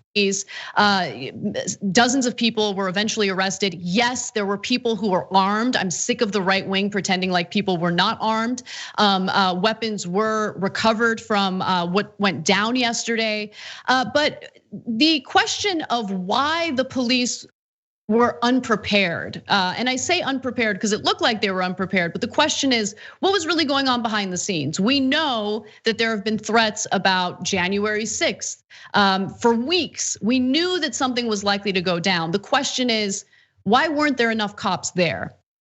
The mayor said she believes federal law enforcement responded more forcefully to Black Lives Matter civil rights protests in the city last summer than they did to violence on Wednesday inside and around the perimeter of the Capitol. She called for an investigation into that apparent disparity. And there have been calls for people to step down and people to lose their jobs. And I'll give you an update on that in just a second. But she's right. And I want to show you some images of what it looked like within the Capitol building yesterday. You have this man holding a number of zip ties, and of course, like, what do you think he's gonna do with those zip ties? Luckily, congressional lawmakers evacuated before he could enter the room and were told to shelter in place. But I think it's pretty clear what those zip ties are for. As is mentioned in that tweet, the Trump guy brought zip ties to the congressional chamber. They were planning to take hostages. And remember, this isn't a far-fetched thing. The governor of Michigan was the target of right-wing extremists, and their plan was to kidnap her, hold her hostage, and possibly murder her. So right-wing extremists in this country continue to be a huge problem. The FBI has been warning us about that for a long time now, and those warnings have largely been ignored. There was also a noose outside of the Capitol building. Seems like it would take some time to erect that noose and get that ready. But it's just interesting that no real response from police as all of this was going down. Police also found a cooler with Molotov cocktails in a vehicle that had, and a vehicle, by the way, that had long guns in it. There were weapons found on the scene. So anyone who's trying to minimize this and make it seem like, oh, it was just a bunch of like Trump supporters who are, they're just getting rowdy. It's not a big deal. No, it is a big deal. And one other thing I want to mention before I bring you in, Francesca, Matt Iglesias today tweeted something that made fun of the efforts to defund the police, right? And the whole idea of that is to take money out of police budgets and redirect it to social services, people like social workers, for instance, who are better suited to handle specific cases involving mental health issues. I think that it's a pretty specific effort. But he's like, oh, I'm sure after what happened in the Capitol, we're gonna still push to defund the police and have social workers deal with it. I mean, it's the same disgusting right-wing rhetoric that you'll see online, and I'm disgusted that he used it. Funding the police is not the issue here. We know that we have a tremendous amount of resources pumped into policing, into surveillance, into the so-called security state. That is not the issue here. There was, in my opinion, an intentional effort to not respond appropriately to what happened at the Capitol. And don't allow either party, anyone from any political affiliation, to persuade you that we need to beef up the security state. We do not need to do that. And anyone like Matthew Iglesias repeating these right-wing talking points should be immediately shot down. I mean, you're absolutely right. This, in fact, it proves the point of the Black Lives Matter movement, what happened yesterday, because anyone with eyes saw the way that they soft pedaled, backpedal. I mean, it is so fishy what happened yesterday. Look, I've been arrested multiple times in New York. I have friends. I've been to DC and protested many times, for things like stopping the war. Global justice. We don't want the IMF running the governments and economies of global South nations. Yay! Remember that fight? Yeah, friends of mine got their faces like beaten in by cops, like mega $1 million settlements. Just so the brutality of the DC police, of the Capitol Police. When they want to, they absolutely can. Something happened yesterday. Something happened. I don't know what, but as Zach De La Rocha of Rage Against the Machine said, some of those who work forces are the same that burn crosses. And so when you see security guards and police opening up fences and or putting up not that big of a fight when it comes to preventing these insurrectionists from entering the Capitol building. It makes us all wonder, and it proves BLM's point, because BLM's point is that there is a discrepancy between the ways that white Americans and Black Americans are treated in the face of the law. And 9 times out of 10, police are used to patrol and to occupy and to brutalize Black communities and keep them in line. And the 1% of the time is the time we saw yesterday. And it's just kind of it's a negotiation. It's a talking down. I never heard get on the ground, not once from those videos. And guess what? I've also never seen all of last year, all of the BLM demonstrations, all of the police brutality. How many times did you see a fist flying the other way? How many times did you see a demonstrator try and clock a cop? I didn't see a single time. Now, I'm not saying it didn't happen, but yesterday, like what? I can't even keep track of how many times I saw people try and attack police. So no, it was amazing. The last thing I'm gonna say is like, there is, look, Blue Lives Matter is a piece of crap. Like the Blue Lives Matter movement is BS. It's just a racist movement, okay? It's just, we want Black people in their place. That's all it is. Blue lives don't matter to these people. You heard on the videos, they were saying F the cops openly and loudly. Well, just today, news broke that one of the cops who was there with the DC police died. From what happened yesterday. We don't know all the details yet. This story was late breaking, but there were four Trump supporters who also died as being part of this disgusting effort to storm the Capitol building. We talked about the woman who was shot in either the chest or the neck. There are conflicting reports on that. And I also find it strange that we still don't have very many details on what happened in that particular incident. And then there were 3 others who died from health emergency related issues. And I mean, just the lack of detail into what was really going on. Yes. Why were shots fired within the Capitol? And we'll definitely fill you guys in as soon as we learn more and we can confirm more. But you're absolutely right. Like the thing that was so jarring to me was I can't imagine like anyone feeling emboldened enough to throw punches at these cops, right? And you just see it. You see them fighting as if it's just like a street fight, not a big deal, not a big deal at all. And I want to show you other, pieces of footage that have gotten some attention online for obvious reasons. For instance, cops also help them out by opening up barricades. We've talked about that. I mean, I didn't see cops opening gates or barricades for BLM protesters. Cops also took selfies with them. So here's one video that shows them getting rowdy. And look, the cops right here, there's really not much they can do. There's only a few of them, but the question is, why are there a few of them? Absolutely. Why are there a few of them? And then there's another video that we had that literally showed them opening a barricade for them. And in that case, come on. And then Brett, I actually want to go to the selfie video next because we can keep our sound up and use it as B-roll, but you have actual footage from, I believe, that baked Alaska white nationalist guy showing cops like happily taking images or selfies with these people who breached the Capitol building and proceeded to vandalize congressional offices. On a day, by the way, where pipe bombs were found near the RNC and the DNC.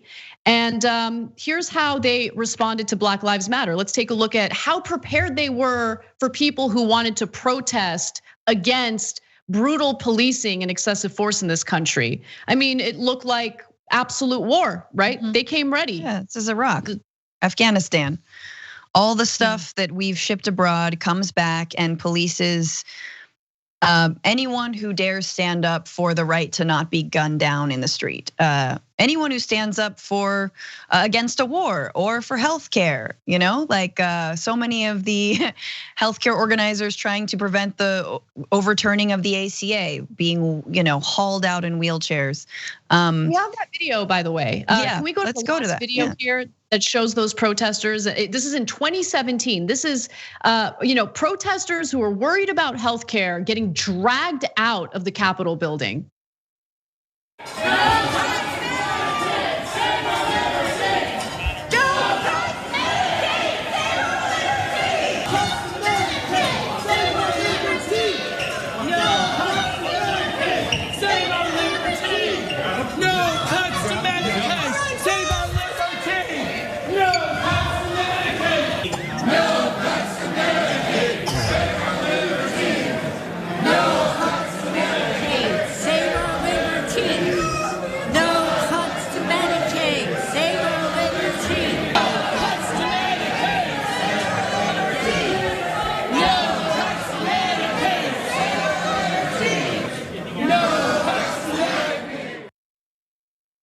So, if you challenge the profit of private insurance companies and try to just secure the bare minimum that Americans have gotten in healthcare protections, you'll get dragged out of the building. There's no question.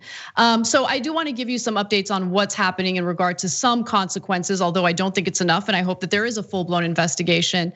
The US Capitol Police Chief Stephen Sund is resigning amid criticism over the lack of preparedness to deal with Wednesday's violent mob on Capitol Hill. Pelosi also called for the resignation for Sund. And luckily, he will be stepping down. But this is a systemic problem. I think it goes beyond, getting rid of one or two people.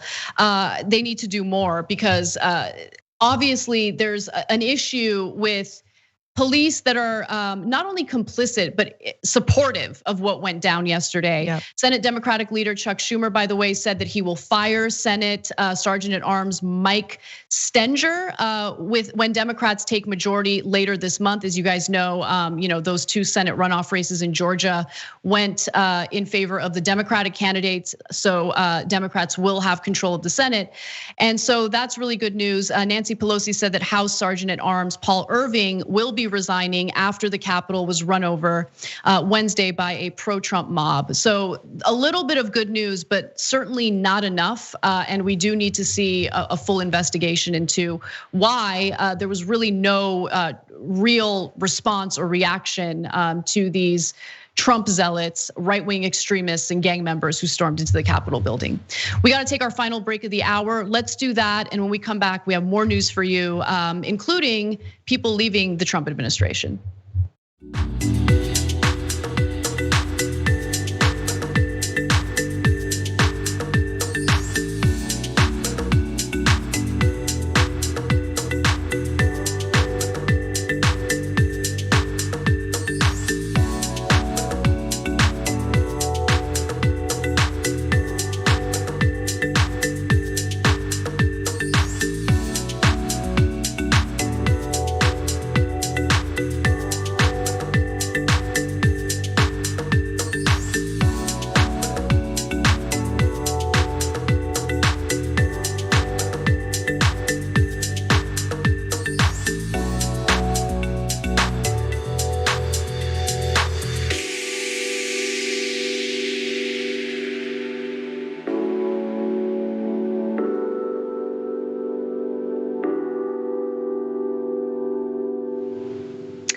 All right, well, welcome back. Rapid fire super chats. I'm gonna do it right now. Dan Burt says, every demonstration I've been on, many, he says, basic police 101 is don't let the protesters near the building, let alone inside it. Absolutely. Sherry Roth says, yes, of course it's Antifa. Despite all the video footage of well-known Trump supporters, including Republican delegate Derek Evans storming the Capitol. So I'm guessing that's the person who was referenced earlier.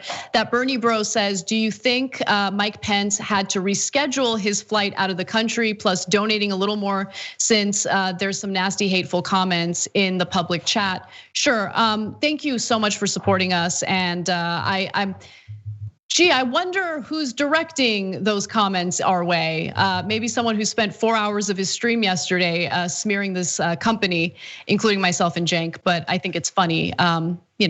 Peter Hamby says, we may celebrate now, but if the newly regained Senate and the House don't help the people, those conservatives will take over and recycle everything. Yeah, that's why I'm worried. I'm really worried because getting rid of Trump doesn't get rid of the rot that led to Trump. It doesn't get rid of the 75 million people who saw the way that he handled the presidency and thought, yeah, wonderful, I loved it, I want more of it. 75 million people, it's so depressing. Christopher writes in and says, entitlement, you're so right. Footage from the Capitol looked more like tailgating or a music festival. It looked nothing like the summer protests with brutal police violence. And Charlie Spur says that the protesters were just perfect. The pipe bombs were 100% peaceful, being sarcastic, of course, and repeating Trump's rhetoric. All right, I'm gonna go to Twitch now. So Frank Morning Tree gifted 10 subs, thank you. HKN gifted 10 subs. Easter Island, new tier 1, thank you. MS Dole, 2 months prime. I'm glad to have TYT / the damage report to navigate the clusters of our country. Thank you so much. Ill-tempered Ian, new prime. Cryogenics, new prime. I've heard some pretty interesting things about cryogenics. Maybe we should talk. Steely J, new prime. Jandy Dragon, new prime. Artsy Soup, new prime. And Cute Muffin, new prime. Thank you so much, guys. We really appreciate you. And since we have 30 seconds left, I'm gonna go over to our members section and read as many members' comments as I can. Mr. Limburg, breaking in Washington Post, US COVID daily deaths top 4,000 for the first time. We're now losing more per day than died in the battle of, what is that? I can't say that, Antonam? But anyway, thank you for writing in, I appreciate it. And Antietam, okay, my bad. So yeah, you're right, you're absolutely right. We gotta get back, let's do this show.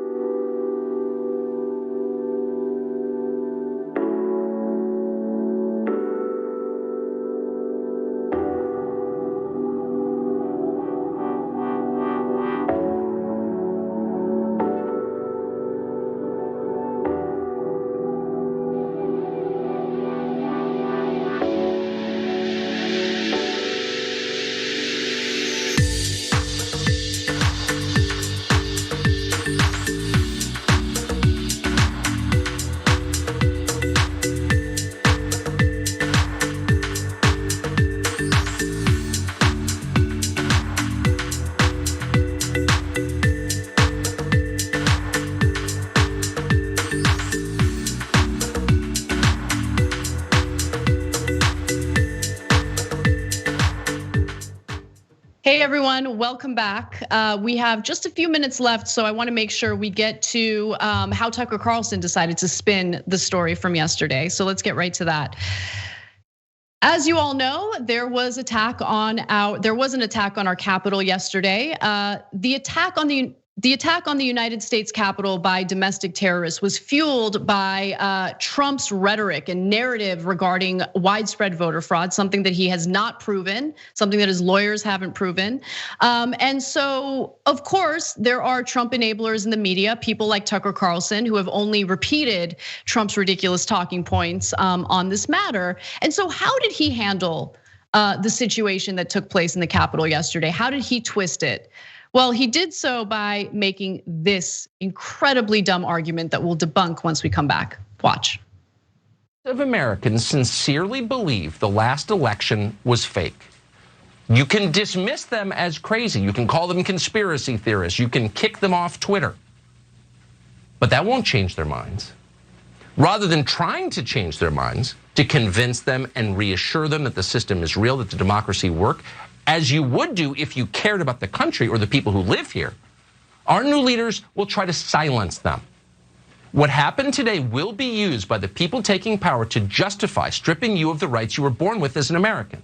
Your right to speak without being censored, your right to assemble, to not be spied upon, to make a living, to defend your family, most critically. These are the most basic and ancient freedoms that we have. They're why we live here. in the first place. They're why we're proud to be Americans. They're what make us different. And they're all now in peril. When thousands of your countrymen storm the Capitol building, you don't have to like it. We don't. You can be horrified by the violence, and as we said, and we'll say it again, we are horrified. It's wrong. But if you don't bother to pause and learn a single thing from it, from your citizens storming your Capitol building, then you're a fool. You lack wisdom and you lack self-awareness. You have no place running a country. We got to this sad, chaotic day for a reason. It is not your fault. It is their fault. So anyone who has different ideas and questions the, just like the hateful nature of the right wing, their viciousness toward communities of color, toward immigrants, it's their fault. It's those people who encourage somehow these insane, violent right-wing extremists to storm into the Capitol building, to break into the Capitol building.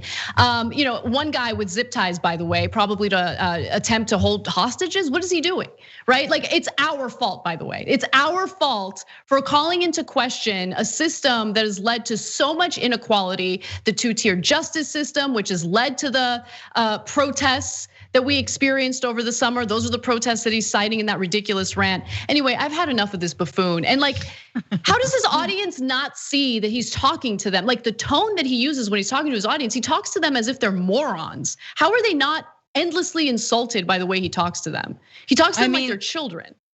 Yeah. Well, takes one to know one, and he is only talking to white nationalists. They're gonna take away your rights to carry arms inside the Capitol building. They're gonna take away your rights to form a militia in the woods and then go stalk women in hijab around the city. They're gonna take away your rights to run your car into Black Lives Matter demonstrators. Those are the rights that he's talking about. And because Trumpism is so pervertedly based on unreality, it's essentially a religion. And the argument he's making is, in effect, we are a religion. Our right to contest a democratic election is our religious belief. And you trying to stop that is essentially trampling our rights to be absolutely crazy. It makes no sense. And yet it fits in the right wing ideology of always, why are you hitting yourself? When you're old, I have an older brother, and he, you grab your arm and you just start hitting. He would grab my hand and start hitting me, and he'd be like, why are you hitting yourself? Why are you hitting yourself? And I'm like, I'm not, that's you moving my arm. That is what the right does. That's all they do. They're the ones who are punching you. They're the ones oppressing. And then they're like, why are you doing this? Why are you making me do this to you? Oh, it's so sad. So let me ask you something. Let's think about it in this context. I'm very curious how Tucker Carlson would handle this. And when I say curious, I know exactly how he would handle it. Let's say it was discovered that a Muslim individual had planted 2 pipe bombs. One near the DNC, the other near the RNC. Now, as you guys know, pipe bombs were found at both the RNC and DNC yesterday. What would the reaction be? Would Tucker Carlson come on his show and say, no, it's not their fault for planting those pipe bombs. It's actually the US government's fault for antagonizing Muslim individuals. Is that the argument he would make? Right? Would he clear them of any criminality? Of course he wouldn't. No. Of course he wouldn't. And no one should. You plant pipe bombs, that's an issue. No matter what your political ideology is, regardless of who you agree with, who you disagree with, I don't care. That's criminality, but you should face the consequences for that, and they should be condemned. But that's not what Tucker Carlson's doing here. He's erasing and whitewashing the criminality of these Trump supporters, and then placing the blame on individuals who have been fighting for justice in this country. Yeah, I mean, literally, they have the presidency. Like, they won. These guys are not embattled people. I mean, in a way, like, you want to call them terrorists, but like, terrorists usually do what they do because they don't really have that much power, like historically, sort of like they don't wield a state, they don't have the support of a president. These guys have the support of a president. This president essentially sicked a mob on his own Congress. That's exactly what happened. Like, to spin it any other way is ridiculous. But of course, Tucker Carlson, I don't know who he's talking to. You have a response. They did this to you, and now they're gonna come. Like, do you mean the Republicans? Who are you talking about? Also, I just want to say, again, the idea that your belief makes you correct and justifies anything you do is wrong. Once again, we're talking about extremist fundamentalism on all sides. Breeds that kind of stuff. And now we're seeing the right-wing extremist fundamentalism leads you to be justified when you, want to take Congress people hostage. Yeah, and I mean, what do we hear from right-wingers like Tucker Carlson when there is something like a terrorist attack? They want the entire Muslim community to condemn it, to apologize for it as if they were personally involved. And in this case, you can't even get right-wing media to condemn it. It's disgusting. Post game is next. Francesca's sticking around. Become a member, tyt.com/join. See you there.